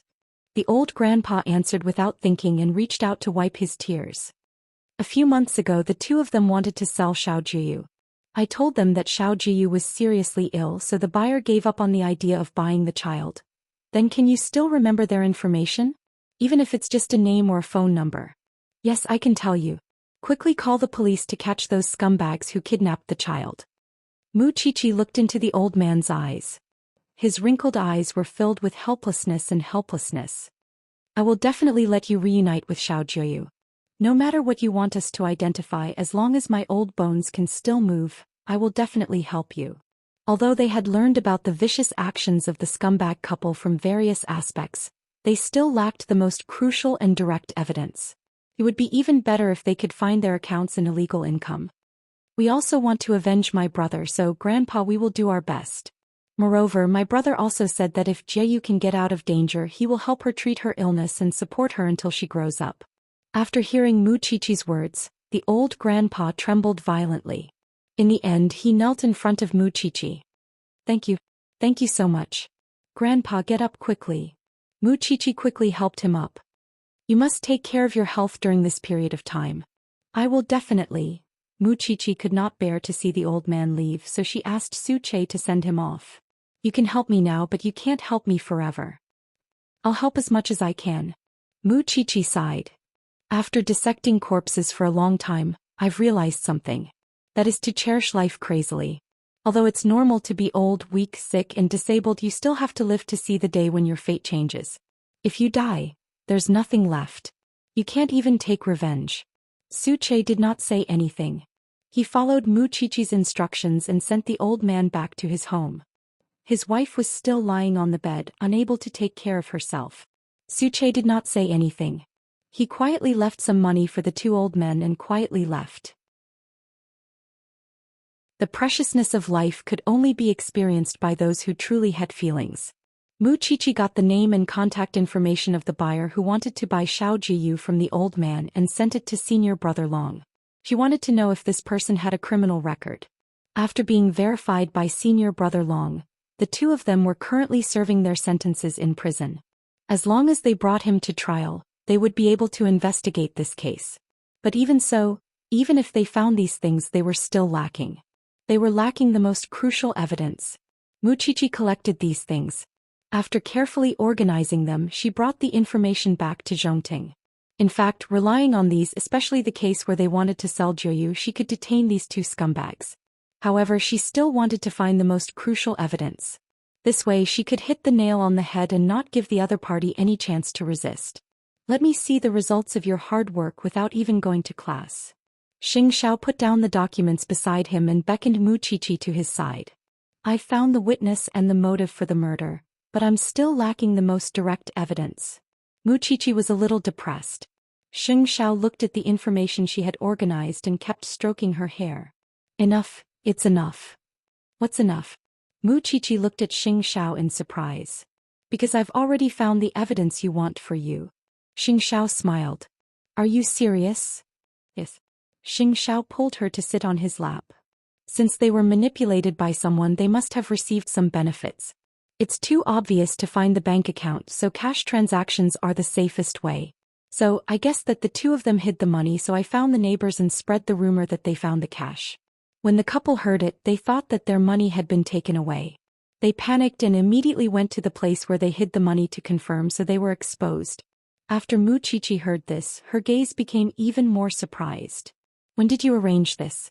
Why didn't I know? Also, how do you know that they won't hide the money at home? Before you went to bed last night, Xianxia answered. As for why they didn't hide the money at home, it's because they're still a little afraid of the police. If the money is found at home, they'll be caught red-handed. If it's somewhere else, they can still deny it to the death. Xianxia answered, which was when he saw the couple deliberately waiting for Xing Bowen in the surveillance footage. Then how did you, after being spread by others, do you think someone would deliberately dig for the treasure? This couple values money as much as their life. After weighing the pros and cons, where do you think they will move the money? They're afraid of being found by others, so they'll return home. Now that the police are there, they'll really be caught red-handed. Mu Qiqi suddenly became excited. Xiao, I'm deeply impressed by your brain. If you know that you're convinced, then be obedient, Mu Qiqi hugged the man's neck, her heart full of admiration. There's one more thing I want to ask you. Mu Qiqi stood up with a serious expression. No matter how I look at it, I feel that the couple doesn't want Xiao Jiyu to live. So I've thought of a way. Can we switch Xiao Jiyu out and arrange for her to be in another safe ward? It was very sad to see Xiao Jiyu's grandfather in the morning. I'll get Su Che to arrange it. Xianxia agreed to the little one's request. That's about it. We can call the police. There's no hurry. Tonight, the couple will meet the reporters and accept an interview. At that time, we'll give them a big gift. It can be considered a counterattack to the person behind them. Chapter 778. I know you want to care, but now you're not capable enough. You have to train slowly, okay? Mu Qiqi looked at Xingzhao's handsome face and almost couldn't help but have a nosebleed. Yes, I'll learn obediently. Since she was 17, she had been influenced by this man and educated by him. But even after a few years, she had only learned a little of this man's skills. Then I'll focus on watching the show tonight. Xingzhao nodded and put down the little one. He let her go to the side to read or go back to school to apologize. Mu Qiqi thought that she couldn't focus on her classes before the scumbags were brought to justice. So she stayed in Zhongting's office and accompanied Xingzhao until it was time to get off work. On the other hand, Xing Bowen had also heard that the couple was going to be interviewed. He also understood that the two of them had bad intentions. The content of the interview would definitely damage Huang Yao's reputation once again. Of course, the Public Relations Department of Huang Yao had also arranged a briefing about this incident. Tomorrow morning he would personally appear to apologize. However, in the past 2 days he had been put in a difficult position by the board of directors. However, if this was what Xingkai wanted to achieve, then he might have to disappoint him. After all, although his ability was mediocre among his brothers, he was the most resilient. He was completely unlike Xingkai, who couldn't stand the stimulation. He could still withstand this bit of pressure. However, he didn't expect to see Mu Qiqi at the entrance of Huang Yao when he left the company with Ren Yufei after work.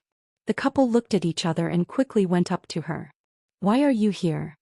"I'm not the only one. Someone is here too." Mu Qiqi gestured for him to look outside, but she saw that Xing Xiao was staying in the car. He didn't want to cause a commotion. "We told the old man that we're going to the Xing family for dinner, so we came to pick you up on the way. Since you're here, why don't you go up? Looking at your new products, I can't help but sigh. I'm getting further and further away from these things. I don't have the fortune to enjoy them." Mu Qiqi pouted. "Get in the car." Xing Bowen drove in front while Ren Yufei followed behind Mu Qiqi. She looked like she wanted to say something but hesitated. "Shao Qi, third sister-in-law? I really can't help with your third brother's matter. I'll have to trouble you guys for everything." Ren Yufei had been blaming herself for the past 2 days because she could only watch helplessly and worry. Mu Qiqi turned around and looked at her for a moment. Then she said, "I told third brother not only to protect your body but also your heart. Seems that he is still a blockhead. He actually gave you the time to let your imagination run wild. Don't worry, you are third brother's wife, no one will blame you.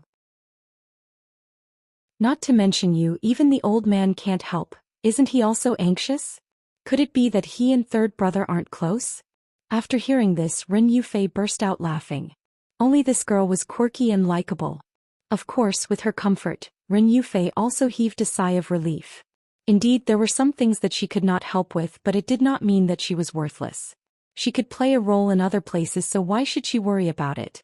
Soon Xing Bowen brought the car over. The two women got into their respective men's cars. However, along the way, Xing Bowen noticed that his wife's expression was much more relaxed. "Did you chat with Qiqi just now?" "Yes, I'm in a better mood." Because of this, Xing Bowen was unhappy. "So my comfort is so useless." "I was just too worried," Ren Yufei explained. "I'm sorry, I was too stubborn. I won't do it in the future." Xing Bowen snorted, but he was not really angry. Soon, the four of them entered the Xing family's iron gate. Mu Qiqi stood in front of the door and had a lot of thoughts. "I said before that I would never step into this house again, but I didn't expect that I would slap myself in the face so many times. In the past, everyone recognized eighth brother as the person grandpa doted on the most, but now how can the old man leave you?" Speaking of this, Mu Qiqi was a little proud. "Since you've said so, I'll reluctantly do it." It had been a long time since the old man had seen Mu Qiqi. Although he always said that the girl was annoying and smart like a monkey, when he really saw her, his eyes were filled with joy. Originally, the atmosphere in the Xing family should have been heavy because of Xing Bowen's matter. However, because of Mu Qiqi's appearance, the old man was even happier and excited than before. These days, sixth brother no longer looked for trouble with Xing Xiao and Mu Qiqi. However, he was not used to the way the old man doted on Mu Qiqi, so he poured cold water on him. "Grandpa, I'm afraid you don't know. Tonight, that couple will be interviewed by the reporters." In other words, he didn't have to be so happy. "So be it. We won't shirk our responsibilities. Don't tell me that I still need to kneel and cry for them." Old Master Xing snorted. "Everyone, let's eat. There's a good show to watch at 7 o'clock in the evening. Xiao Xiao and I didn't come here for this meal. We came here to have some fun with you." Mu Qiqi picked up her bowl and chopsticks, completely unruly. "You only know how to be mysterious." Hearing sixth brother's muttering, Mu Qiqi tilted her head to look at him and said, "I also know how to dissect a corpse and draw a chevron on a person's chest." Sixth brother's expression changed as he thought about it. He ran straight to the bathroom. In the past, if the old man had heard this, he would have thrown Mu Qiqi out of the Xing family. Now he didn't care at all. His old face was full of joy. "See, ignore him." No one knew what kind of good show was about to unfold in the hospital. The Xing family was probably still waiting for another storm. So if Mu Chichi hadn't come, who knew how depressing this meal would have been. 7 o'clock in the evening. The news reporters went to the hospital to interview the victims of the car accident. They were Juyu's parents in name, but in reality they were her uncle and aunt. The two of them stood in front of Xiao Juyu's ward. The woman kept crying with red eyes.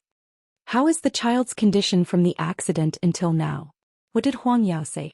The reporters asked through their microphones. The child is very unstable. After she was hit, she was still resuscitated once. If the child left, I wouldn't want to live either. As for that unscrupulous company, they didn't care about it. Not only did they not apologize and compensate us, but they even came to the hospital yesterday to question us. Why was the child resuscitated again? Were we trying to extort money from them? I really don't understand why the police haven't arrested such an unscrupulous company. Chapter 779. Take responsibility. Hitting a child and running away, that's fleeing, that's a crime. If they were willing to take responsibility, they wouldn't have run away after the accident. The woman said in a shrill voice. But there are also rumors that Huang Yao has already sent someone over to deal with the compensation. It was you who refused to communicate with the other party. My daughter's life is worth $1,000. I'm not doing this for money. Let me tell you, I don't want a single cent. I just want the person who hurt my daughter to pay the price and be punished by the law. So I've already found a lawyer. I won't let the murderer who hurt my daughter get away with it. The reporters heard the voice of the person in question and felt that she was a great mother. She could give up everything as long as she could get justice for the child. It was also because of this that the outside world's hatred for Huang Yao was even stronger. Why couldn't a big company shoulder the responsibility that it should? It was the first time the reporters had seen this woman, so they were deceived. However, the nurses in the hospital knew what the couple looked like. So, when they heard the interview when they passed by, they just wanted to roll their eyes to the sky. Who on earth didn't want the little girl to live? The people of Huang Yao had done everything they wanted to do, but this woman? She was mean and unkind. When she was taking care of the child, she disappeared. When she was about to go on television, she ran faster than anyone else. It was because of this interview that the outside world was scolding Huang Yao. Because it involved a child, many celebrities also came to participate in the scolding war and crusade against Huang Yao. They had no corporate spirit at all. I swear here that I won't accept any financial help. I only hope that the guilty will be punished. I hope that everyone can be my witness. What a strong and great mother. This woman's acting skills were almost comparable to a movie queen's. However, before the interview was really over, a group of police officers appeared in the corridor of the hospital. Moreover, in front of the reporters' cameras, they walked directly in front of the woman and took out the arrest warrant. The police suspect that you are related to a murder case. Now please come back with us to the police station to cooperate with the investigation. The reporters and the couple were stunned on the spot. Officer, you must have made a mistake. If you don't arrest the driver, why are you arresting us, the victim? Stop acting here. The police already have sufficient evidence and will release it to the public later. The leading police officer had his subordinates take out handcuffs and officially arrest the couple. Such a situation caught the reporter off guard. So before the police left, the reporter quickly chased after them. Officer, can you reveal more information? Why is the victim's family being arrested instead? I'm sorry, we can't do that right now. The police will inform us later. It's not what you think. Please investigate the facts before reporting. Don't wrongly accuse innocent people. After saying that, the police officers got into the car and left. The reporters who were left behind were at a loss. However, the interview still had to continue, so the reporters went to ask some doctors and nurses in the hospital. Some of the doctors said that they did not know anything, but the nurse who was taking care of Juyu told the reporters, "It's not what that woman said." On the night of the girl's accident, the person in charge of Huang Yao came over to express his condolences. He brought the insurance commissioner and a lawyer to ask the girl's family what help they needed. It was that woman who was unwilling to communicate and chased them out. Of course, it's understandable that she was angry in that situation. But the key is that the child is seriously ill and has been receiving treatment in our hospital. She wasn't allowed to leave the hospital in the first place. She wanted to forcefully take the child out. Now that something has happened to the child, aren't you responsible? That woman kept saying that she didn't accept Huang Yao's help, but from the moment the child was admitted to the hospital, it was Huang Yao who settled the accounts. There are records in the hospital and we can find out who is responsible for the various expenses. This is the first time I've seen such a person lying through her teeth. The nurse was very ashamed of the couple's actions. The reporter's expression was a little ugly. She had almost cried for that great mother just now, but she did not expect to be slapped in the face in just a few seconds. Also, these aren't the child's parents. The child's parents died early. These are the child's uncle and aunt. So she's not their biological daughter. Of course not. The nurse was young and stubborn. She had a hint of abhorrence of evil. If it were a senior who was interviewed, he would definitely keep his mouth shut for fear of being held accountable by the hospital. But she was not afraid. In this world there had to be someone who dared to speak the truth. But no one knew why the victim's family was taken away by the police in the middle of the interview. This matter had been exaggerated and it was entirely Huang Yao's fault. But now that the victim's family was taken away, the case suddenly became confusing. In the end, the reporter concluded the interview. From the current information, it seems that there has been a reversal. We have also interviewed the traffic police in charge. The police told us that because it involved a hit and run, the accident certificate will only be released within 10 working days.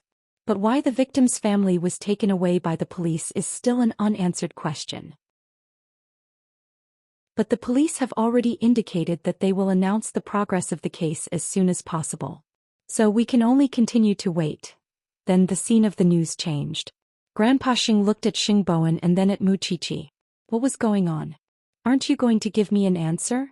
Xing Bowen also looked at Mu Qiqi and Xing Xiao. He really did not know about this matter. At that time he went to deal with the lawyer and left the rest to Mu Qiqi. He did not expect things to be handled so quickly. Qiqi, what exactly is going on? Xing Bowen also asked Mu Qiqi. It's like what you saw. Mu Qiqi smiled and said, I just ran errands and collected some witnesses. Xiao Xiao used his brain and got the most important evidence. That couple deliberately waited for you for a few days wanting to frame you. They wanted to get rid of the burden while extorting money. They are inhumane. Mu Qiqi said with a smile. I see. Xing Bowen nodded, then pointed at himself and said, It seems that for the rest of my life, I will have to work like a horse for the two of you. Don't be happy too early. Although the couple has been arrested, the fact that you escaped still can't be washed away. Xiao Xiao said that he has already found you an authoritative lawyer in this area. When the time comes, you will have a tough battle to fight. With you guys around, what do I have to be afraid of? Even if there's really no way to redeem it, I will accept it. Does that sound like something a descendant of the Xing family would say? Grandpa Xing snorted. Grandpa, I'm just expressing that I have no regrets. With Xiao Xiao around, you won't have to go to jail.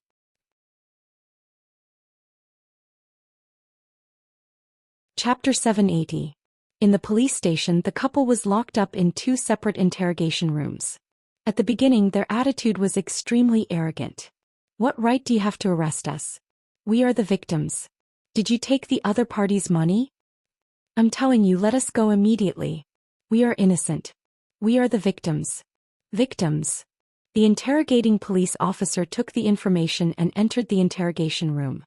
He sat down in front of the woman. If I were you, I would immediately take back my words and cut off my own tongue. What law did we break? Don't you know what law you broke? What did you do on November 27th last year? Do you need us to recall it for you? The interrogating police officer tapped his fingers on the table and asked. Last year. The woman muttered to herself. Then she suddenly came to a realization. It seems that you've remembered. Very well. I, Jean, in prison have already confessed to your deal. It's useless for you to deny it. This is only one of your crimes. Now let's count your second crime, intentional homicide. Hearing the words intentional homicide, the woman immediately went limp and denied. There's no such thing. I didn't kill anyone. Is that so? The interrogating police officer printed a few key points in the surveillance video into pictures and held them up for the woman to see. After processing by the criminal investigators, these pictures have been magnified countless times and are high definition and uncensored. What were you doing when you crossed the road? Tell me. The woman turned her head and did not dare to look at the pictures. Let me tell you the cruel truth. You pushed your niece because you knew whose car she was going to hit. The police checked the surveillance footage for the past 10 days and found that you had been waiting at that section of the road. You saw that they had money and wanted to extort money from them, right? The woman lowered her head and did not dare to speak. Her palms and forehead were covered in cold sweat. It doesn't matter if you still don't confess. Anyway, the police have already found the cash you obtained from your home. The witness and material evidence are all there. The fact that you intended to murder your niece can't be denied. You continue to bear the blame. Your husband has already confessed. When the time comes, the court will give you a lighter sentence. As for you, just keep silent. Don't say a word until you die. After saying that, the interrogating police officer got up from his seat as if he did not care about the woman's confession. Because the final result would be the same. But this woman was afraid. Especially after hearing that her husband had confessed, this woman was terrified to the extreme. Finally, she could only say, "Officer, I'll confess. I'll confess everything." In fact, a woman's mentality was naturally more fragile than a man's. It was easy to break through. The man next door was still keeping his mouth shut. It didn't matter. As long as one side confessed, everything would be fine. However, the interrogation lasted until 11 o'clock at night. The police reaped a bountiful harvest and set out overnight to arrest the person who paid for the murder. Xiao, do you think that the police will be able to trace back to Xianxia? On the way back to the banyan courtyard, Muqiqi asked Xiao.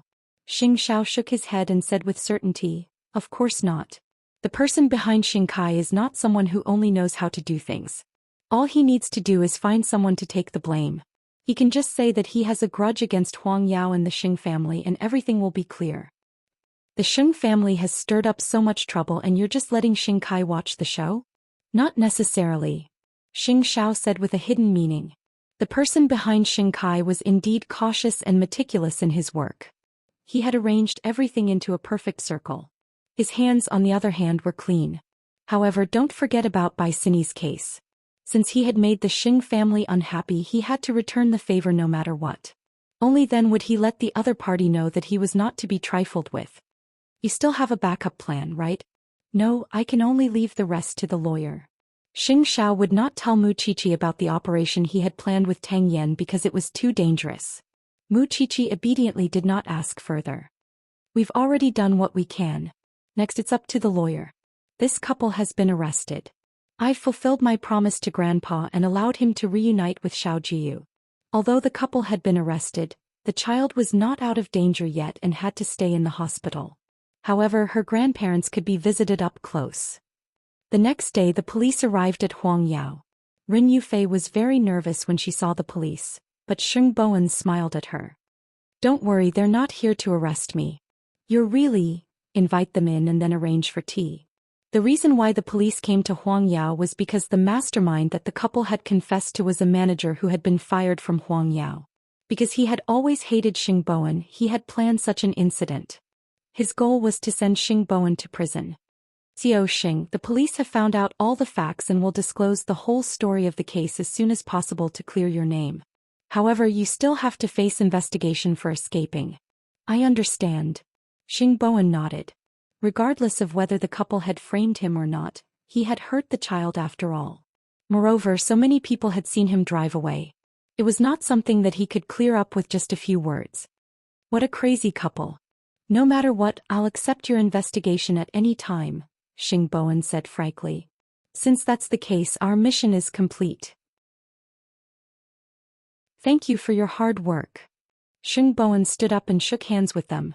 After the police went to Huang Yao, they announced the whole story of the case and prepared to answer the public's doubts.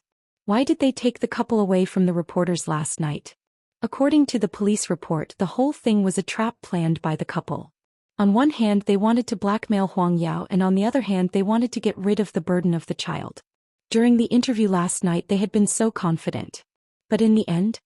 In vain. I shed tears for this woman. Thought she was strong and great. I didn't expect to be disgusted so quickly. She's really not a good person. I finally figured it out. The child has leukemia, so the couple tried every means possible to kill the child and extort a sum of money. What a good plan. I didn't expect there to be such a vicious person in this world. It's really an eye-opener for us. F*C. The president of Huang Yao must have had 8 lifetimes of bad luck to be targeted by this couple and even succeeded in their scheme.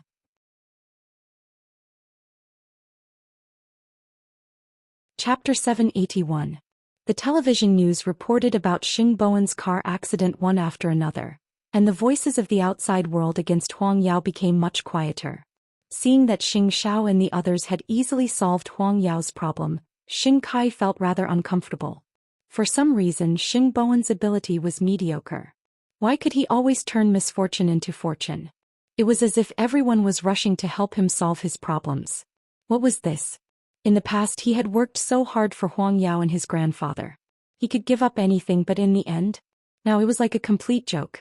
Perhaps the Xing family had never treated him as a member of their family. Because of this, Xing Kai called Jin Bo. His tone was a little unconvinced. Godfather, Xing Bowen is fine.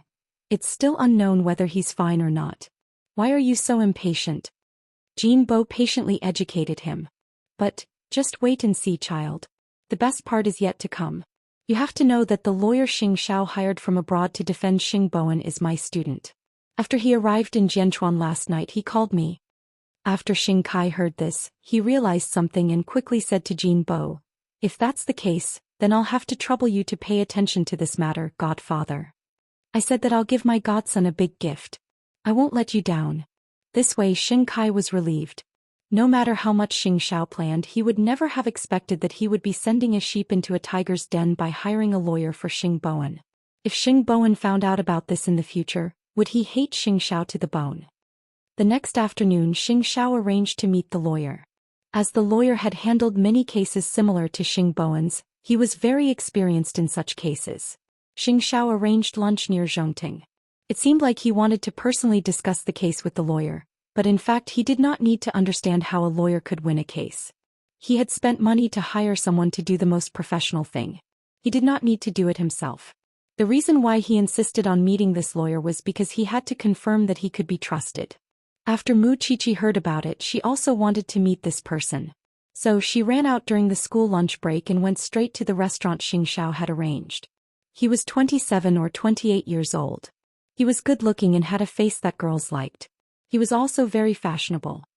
He was wearing a dark green suit and looked very pleasing to the eye. When Xing Xiao saw Mu Qiqi appear, he hooked his finger at her. Mu Qiqi conveniently sat beside him, picked up his coffee cup and started drinking without any distinction between them. "I ran all the way here. Forgive me." Xing Xiao took the opportunity to remove a leaf from Mu Qiqi's head. The two of them were very intimate and it was obvious that they couldn't bear to be apart. Then the waiter filled Mu Qiqi's bowl and chopsticks. "Hello, Mr. Lawyer." "Hello." The lawyer sitting opposite them replied with a smile. "This is my wife.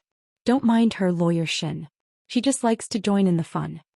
Xing Xiao finished the introduction in a few words, then gestured for Mu Qiqi to focus on eating and not interrupt. "This is my wife. Don't mind her, Lawyer Shin. She just likes to join in the fun." Xing Xiao introduced her in a few words and gestured for Mu Qiqi to focus on eating and not interrupt. "Mrs. Xing is a famous person in Jianchuan. Seeing you today, you're indeed impressive," Lawyer Shin said in a gentlemanly manner. Of course, his words aroused Mu Qiqi's interest. "I didn't know I was so famous." Of course, the other party might not have noticed. "I've heard a lot of stories. Didn't you want to talk about third brother? How's the conversation going?" Mu Qiqi quickly changed the topic. Just as she was about to continue, someone's face changed again.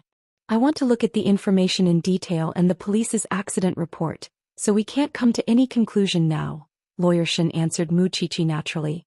Mu Qiqi glanced at him and then at Xing Xiao. "So she had come for nothing? Don't worry, Mrs. Sheng. Since I've taken over this case, I'll definitely give you a satisfactory answer." It was easy for smart people to speak. The three of them had lunch together happily. Then Lawyer Shin left because of other cases.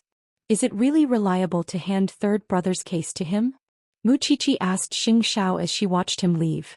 "There's no other suitable candidate at the moment. I trust the Xing family's lawyer more." Mu Qiqi only said this sentence. It seemed to be unintentional, but Xing Xiao heard it. "Since you've already arranged this matter, I'll also apply for leave from you.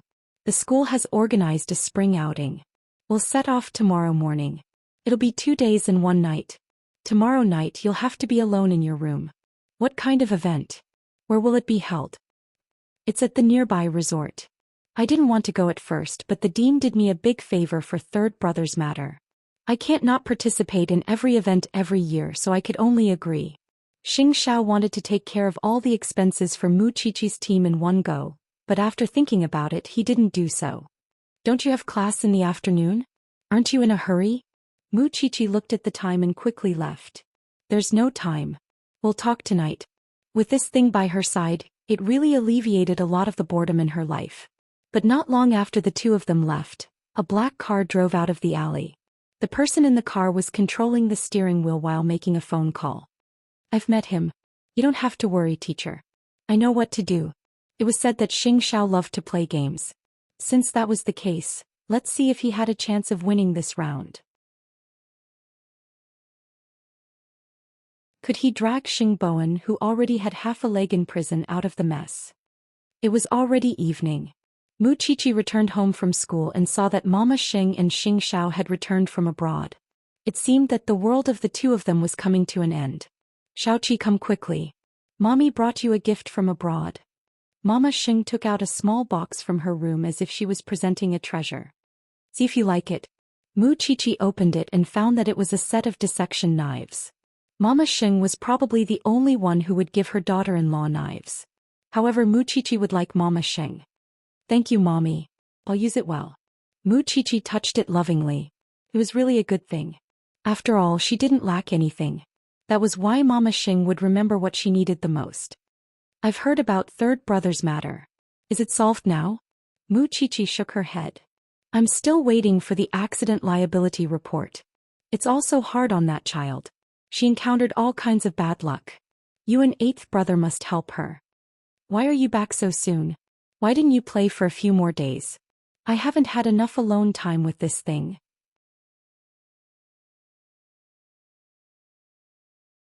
Chapter 782. Don't be heartless. We came back in a hurry because we saw the news about third brother. Your father still can't let go of Huang Yao. Mama Xing sat on the sofa. Have you found a lawyer for third brother? Xiao Xiao found an authoritative expert in this area. Mu Qiqi quickly answered. Then we're relieved. But who is the crazy person behind this? We're still investigating, Mu Qiqi answered Mama Xing. This matter was definitely related to Xing Kai, but it was not Xing Kai's style of doing things at all. So they wanted to know who the master was after Xing Kai was killed. That was why they wanted to know who the master was after Xing Kai was killed. Although Bai Sini's case was getting further and further away, Mu Qiqi could still think of that cold body. She could not get it out of her mind. At night after dinner, Mu Qiqi saw that Xing Xiao had called Xing Bowen, so she walked to his desk. Sure enough, she saw Lawyer Shin's resume on his desk. Mu Qiqi flipped through a few pages and sighed in her heart. It was really rich and exciting. How did he achieve such a high winning rate at such a young age? Could he be a genius? From the looks of it, it should be very easy for third brother's case to be in his hands. Xing Xiao turned around and saw Mu Qiqi sitting in his seat. He pulled her up and placed her on his lap. Since you've seen it, are you relieved? What's there to be worried about when it's you? Mu Qiqi expressed her highest trust in Xing Xiao. I'll leave early tomorrow morning. Let's rest early tonight? You just want to rest early? Xing Xiao pinched her chin and asked with a faint smile. Just tell me if you want it or not. Mu Qiqi admitted defeat. It seemed that no matter how long it had been, she had never been teased by this man. Whenever he teased her, her face would turn red and her mind would go blank. What do you want? Forget it, I'm going to take a shower. Mu Qiqi was also angry and got up from Xing Xiao's body. However, before she could take 2 steps, the man picked her up. Is it so difficult to say that you want me? Do you think women are like you men? Shameless. Then you still dare to think about it. It's not against the law to think about it, Mu Qiqi thought to herself. As it was a big gift for Xing Kai, Jin Bo wanted Xing Kai and Lawyer Shin to get to know each other. He also wanted Xing Kai to arrange for Lawyer Shin's food, clothing, housing and transportation. Xing Kai knew that this was a great Buddha who could make him happy.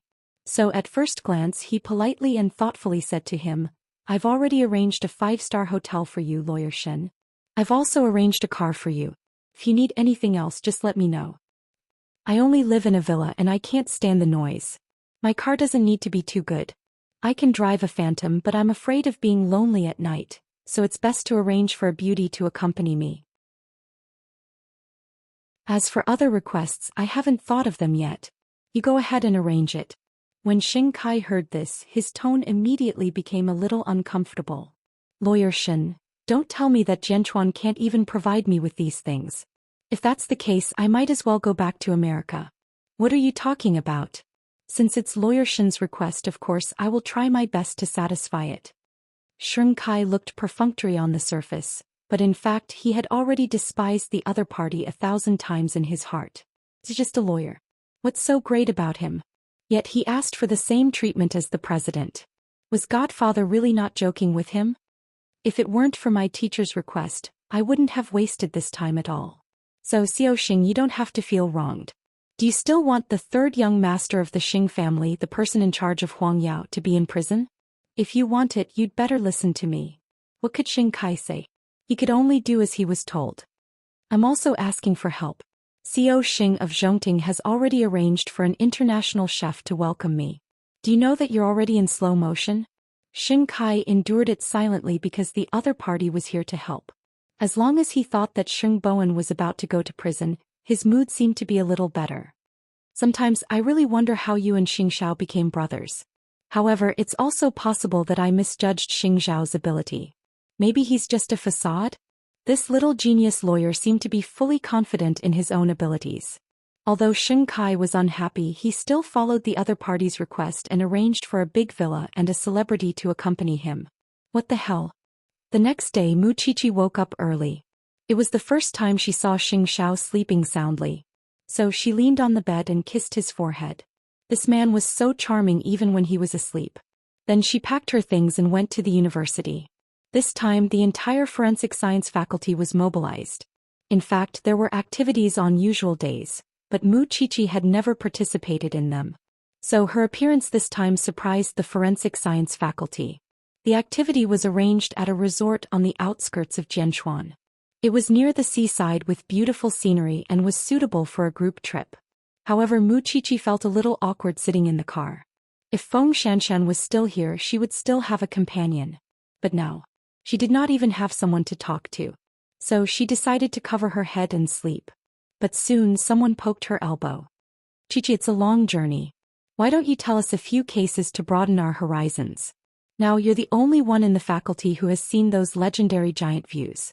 Tell us so that we'll be mentally prepared.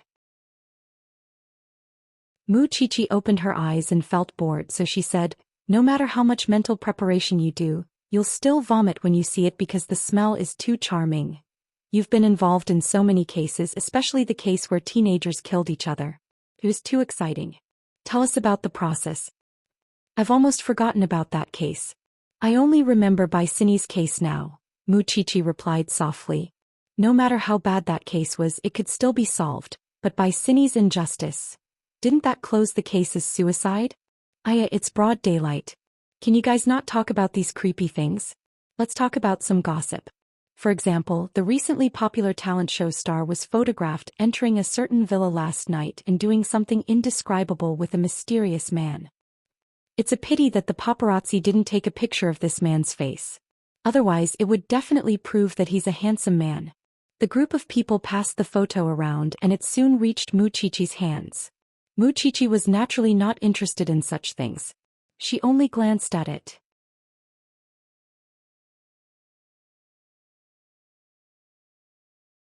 Chapter 783. Soon the group arrived at the entrance of the resort. Mu Qiqi got out of the car and the boys in the faculty helped carry the girls' luggage. At that moment, a tall and thin boy walked up to Mu Qiqi and said mysteriously to her, "You can't find out." But Mu Qiqi did not understand what he meant. Bai Sini's case. With that he carried his luggage and quickly walked to the front of the crowd, leaving Mu Qiqi frowning and feeling a little puzzled. Then the students checked in. Mu Qiqi and a forthright girl were assigned to a room. When checking in, Mu Qiqi asked the girl, "Xing Nan, what's the name of the tall and thin boy in front, the one in the blue shirt?" You mean Stallion? Li Kongwen, you don't even know this? The girl looked at her in surprise. They had been classmates for 1 or 2 years. As expected, other than Xianxia, she only had eyes for corpses. Mu Qiqi thought about it and felt that it was necessary to have a chat with him. Therefore, when it was lunchtime, Mu Qiqi found him in the resort's buffet restaurant and followed behind him. Can we talk for a while? Li Kongwen turned to look at Mu Qiqi, then at the students around him. He said indifferently, I don't want others to misunderstand. I just want to figure out what you meant by what you said this morning. I don't mean anything special. Don't continue investigating Bai Sini's case. It won't do you any good. With that, he quickly left Mu Qiqi's line of sight. Mu Qiqi thought to herself he had already said this much. How could he have no other meaning? Therefore, after choosing the dishes, she found Li Tsongwen's seat and sat opposite him. Mu Qiqi had always been cold. In school, she had no friends and was used to doing things her own way. She felt that Lu Qianxian and the others were enough. If she had too many friends, it would delay the sweet time she had with Xianxia. Therefore, in the past 2 years she had almost no interaction with her classmates. However, those who were close to her felt that she was difficult to get along with. Mu Qiqi did not use her power to bully others, and she was not arrogant or mean. She just did not like to communicate with others. In her eyes, there was only Xianxia and professional courses. But this time she actually went to look for Stallion. This made people suspect that she wanted to have an affair. However, was it possible to have an affair so blatantly now? Mu Qiqi didn't care about other people's comments. She had always been magnanimous, but Jiang Xingnan didn't want to be talked about, so she walked over and reminded her, You're a married woman now. Don't mess around. You're thinking too much. I just have some questions that I want to ask the Stallion. Mu Qiqi answered her and gestured for her to return to her seat. Seeing this, Li Kongwen wanted to leave, but Mu Qiqi grabbed his wrist. Why do you say that Bai Sini's case can't be solved? Are you in such a hurry to die? The other party was a little anxious inside. There are some things that have to be done. Fear and avoidance are useless. Just tell me. Li Kongwen let out a long sigh and finally returned to his seat. Because I tried. Tried what? Find the murderer. Li Kongwen answered seriously, I tried a year ago, but I caused my father to become disabled and my mother to lose an arm. Mu Qiqi suddenly thought of old Cheng who had been injured. The other party had also used this method to stop them from continuing the investigation. Are you related to the previous case? Mu Qiqi immediately thought of the 3 previous victims of Chongrong. The last person who committed suicide was the product manager of Chongrong, my sister. Li Kongwen replied, She left a suicide note and abandoned our family. She took medicine and committed suicide. At that time, our family had clearly agreed to travel abroad and even booked the plane tickets, but she left. After she died, our family didn't believe that she committed suicide, so I went crazy and searched everywhere for evidence. Did you find it? I found a business card of a hotel in J City that she had been to. I immediately went over to ask, but the other party said that they didn't know anything. They also said that it had been too long and the surveillance cameras had been cleared. I wanted to continue investigating, but it was at this time that my parents got into a car accident. I knew that this was a warning from the murderer. For the sake of my parents' safety, I could only give up. Do you still remember the name of that hotel? Mu Qiqi asked. You guys should have been to J City, right? Yes, and then a senior brother was injured, so we returned empty-handed. Mu Qiqi recalled that at that time J City, especially Mama Bai, was hiding many secrets. However, there was no way to dig deeper because everyone knew that if they took a step forward and crossed the line, it would be fate. I'll know once Bai Sini's case is closed. Li Kongwen smiled bitterly. I don't know who can uncover this case. At least let me know who my enemy is. Have you told anyone else? Li Kongwen shook his head. Who? Since you told me, does it mean that you still hope that the police can make a breakthrough? Li Kongwen did not say anything. Perhaps it was because he heard Mu Qiqi say that Bai Sini's case was still on her mind, so he felt that someone could finally understand the pain in his heart. Tell me the name of the hotel. Perhaps we'll have to find the other 2 victims to find out more information. I also believe that no matter how meticulously planned a crime is, the truth will come to light one day. Li Kongwen pondered for a moment. Finally, he took out a pen and paper from his school bag and told Mu Qiqi the name of the hotel. There's one more thing. I don't know if it's a clue or if it'll be helpful to you. Because it was connected to my parents' incident, I think this person can't escape being involved. What else do you know? Muchichi was a little surprised. There were actually so many heavy things hidden in this person. When my parents got into a car accident, the court sentenced the driver who caused the accident to only bear 15% of the responsibility. It was clearly intentional homicide, but in the end, under the lawyer's clever argument, he was actually acquitted. I'll never forget that scene and that young genius lawyer for the rest of my life. After saying that, Li Kongwen wrote another name on the paper. Xin Yu. How do you know that this lawyer is related to your sister's case? It's very simple. The driver who caused the accident had no money, so it was impossible for him to hire such a lawyer. The only explanation is that the murderer's people are responsible for the aftermath.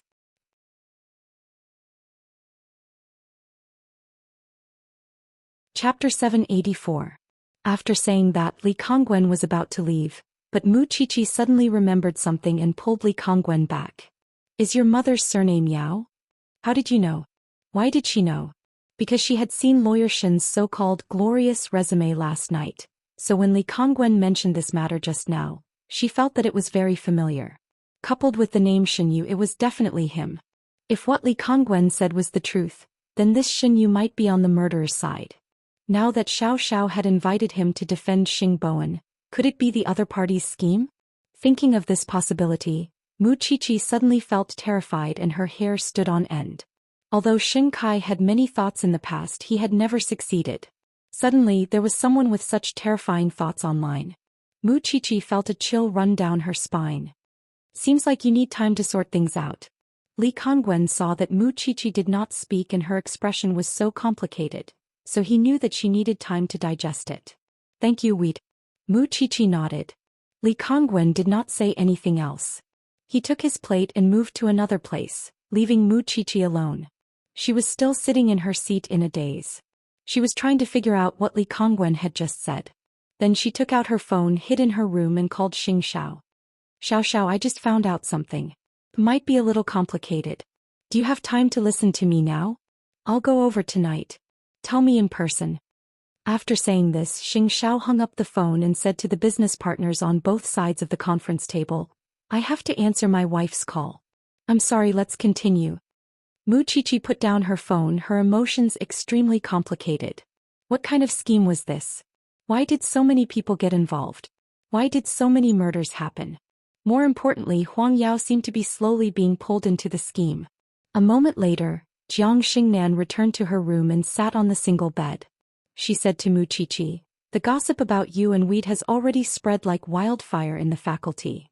Is there a need to say a few words? What do you mean by a few words? You held Weed's hand twice in total, and the two of you had complicated expressions on your face. Doesn't that seem like there's something going on? Muchichi rolled her eyes and sat on the bed. She pointed at her face and said, in my eyes, other than the one in my family, there's no man. So what are you guys doing this for? For an old case. Muchichi sighed. He was a pitiful person. It's all your fault. Normally, you don't interact with others, so once you show special attention to someone, a bunch of people will say that you have a special relationship. Muchichi could not bear to listen to the rest of the conversation. A moment later, she suddenly reacted. A certain someone said that he would come over tonight? Come where? To the resort. Everyone in the faculty is playing volleyball at the beach. Are you coming? Yeah. Muchichi nodded. Since she was already here, she didn't plan to be reserved anymore. Wasn't she here for the sake of their classmate relationship? So Muchichi changed into sportswear and went to the beach with Xingnan. However, Li Tsongwen's words lingered in her mind. When they reached the beach, Muchichi lay comfortably on the beach and basked in the sun. However, a volleyball hit her and disrupted her thoughts. Are you guys playing or beating people up? With Jiang Xingnan's temper, she couldn't help but shout. She's the one who wants to lie there. How can she blame others? The man replied confidently. Only then did Muchichi realize that the ball was aimed at her. So she picked up the ball and walked to Jiang Xingnan's side. I'll team up with you. I'll play too. Are you sure? Jiang Xingnan was a little doubtful. Could Muchichi play with her small body? Although she was already taller. Trust me. The girl opposite the volleyball net was wearing a bikini in spring. Wasn't she afraid of catching a cold? It was obvious that she had done this for a purpose. She wanted to attract the man's attention. If you like Li Kongwen, go ahead and confess. It's useless to hit me. After hearing Mu Qiqi's words, the girl immediately blushed. What nonsense are you talking about? I didn't do it on purpose just now. You didn't do it on purpose, did you? Mu Qiqi glanced at Zhou Xian. Come on, I'll show you what it means to really not do it on purpose. The 6 girls on one side were simply assigned positions. Mu Qiqi wanted the free position and was responsible for receiving the serve and spiking the ball. As long as she got the chance, she would directly spike the ball at the girl in the bikini. Mu Qiqi, did you do it on purpose? After a few exchanges, the other party got angry. I was lying so far away just now. You didn't do it on purpose. How could I do it on purpose? Mu Qiqi asked the other party in return. Is it because I've maintained a good temper for a long time that you think I'm easy to bully? The other party didn't say anything because only she knew how strong Mu Qiqi was. What a joke. Mu Qiqi hadn't practiced boxing for nothing during this period of time. You only dare to be so unscrupulous because you have Xingzhao's support. Mu Qiqi, you're too arrogant. You're the one who wanted to bully me. When you realized that you couldn't bully me, you immediately replaced yourself as the weaker party. How did I bully you because of Xingzhao? Weren't you the first one to hit me with the ball? Mu Qiqi asked the other party in return. Or am I being bullied and can't resist? You're a woman who can fool around when your man isn't by your side. Mu Qiqi's gaze immediately darkened. However, she was stopped by Zhou Xian. Give the dean some face. Don't blow things up. Then why are you dressed like this? Mu Qiqi pushed Zhou Xian away and asked her directly. I don't know about others, but you and I know very well that Li Kongwen doesn't like you. After saying that, Mu Qiqi threw the volleyball to the side. She wanted to get along well with these girls, but the result didn't seem to be what she wanted. As expected, you can't judge a person by their appearance. Your temper really doesn't match your appearance. Zhou Xian followed behind Mu Qiqi and said, in my memory, you only quarreled with your classmates in the faculty. Of course, you don't have to take it to heart. If you're too outstanding, you'll be envied wherever you go. If it weren't for the boredom of the spring outing, I wouldn't be angry over such a small matter. Mu Qiqi felt a little innocent. Moreover, she had only said a few words to Li Kongwen, and these people had imagined an entire TV series. However, did the people in the faculty really spread the news about me and Li Kongwen so badly? You heard it just now. Zhou Xian shrugged. Forget it. Whatever. I don't know how these people got into Xingting University. Their minds are full of nonsense all day long. What were these women thinking when they came to the forensic science faculty to waste their time?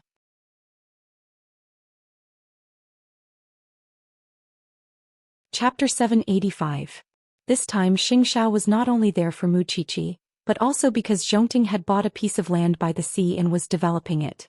Of course, a group of employees from the engineering department accompanied him. Most of the resorts near the sea were concentrated here, so Xingzhao asked his secretary to book the luxurious seaview room next to Mu Qiqi's. After dinner, the secretary sent the room number to Mu Qiqi's phone. After Mu Qiqi saw it, she was too embarrassed to say that she was going out to stay, so she planned to wait for everyone to fall asleep before sneaking to the hotel next door. However, the students of the faculty were still barbecuing in the garden of the resort late at night. Mu Qiqi waited for a long time, but she still could not go out. When Zhou Xian woke up, she saw that Mu Qiqi had not washed up yet, so she propped herself up and asked, Qiqi, why aren't you sleeping yet? I'm still thinking about something. You sleep first, go to sleep. Zhou Xian was still sleepy, so she fell back asleep. Under the yellow light, the entire room was very quiet. Outside the wide floor-to-ceiling windows was the endless sea and rugged viewing stones. Mu Qiqi finally avoided everyone and came to Xingzhao's side. As soon as she sat down, she said angrily, You make it seem like I'm having an affair with someone. Aren't you here to have an affair? One during the day and one at night. Xingzhao raised his eyelids and said to her. Mu Qiqi immediately understood that he knew about the rumors about her and Li Kongwen, so she leaned against Xingzhao in a fawning manner. You believe those rumors? Did you grab his hand? I grabbed his sleeve, okay? Mu Qiqi retreated a little and defended herself. Other than you, I don't treat any other man as a man.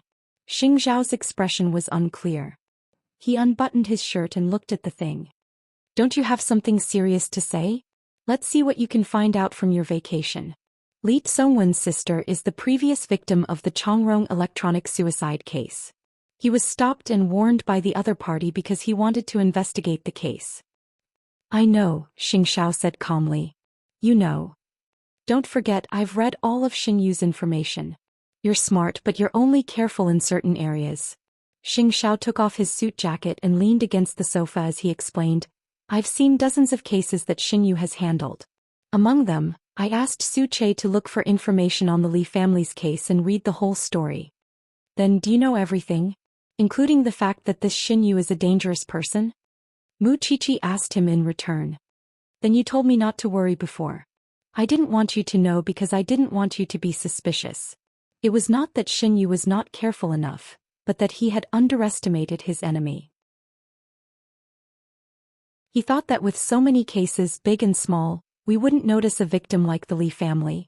Unfortunately, Xianxia was surrounded by Mu Qiqi and Tang Yan.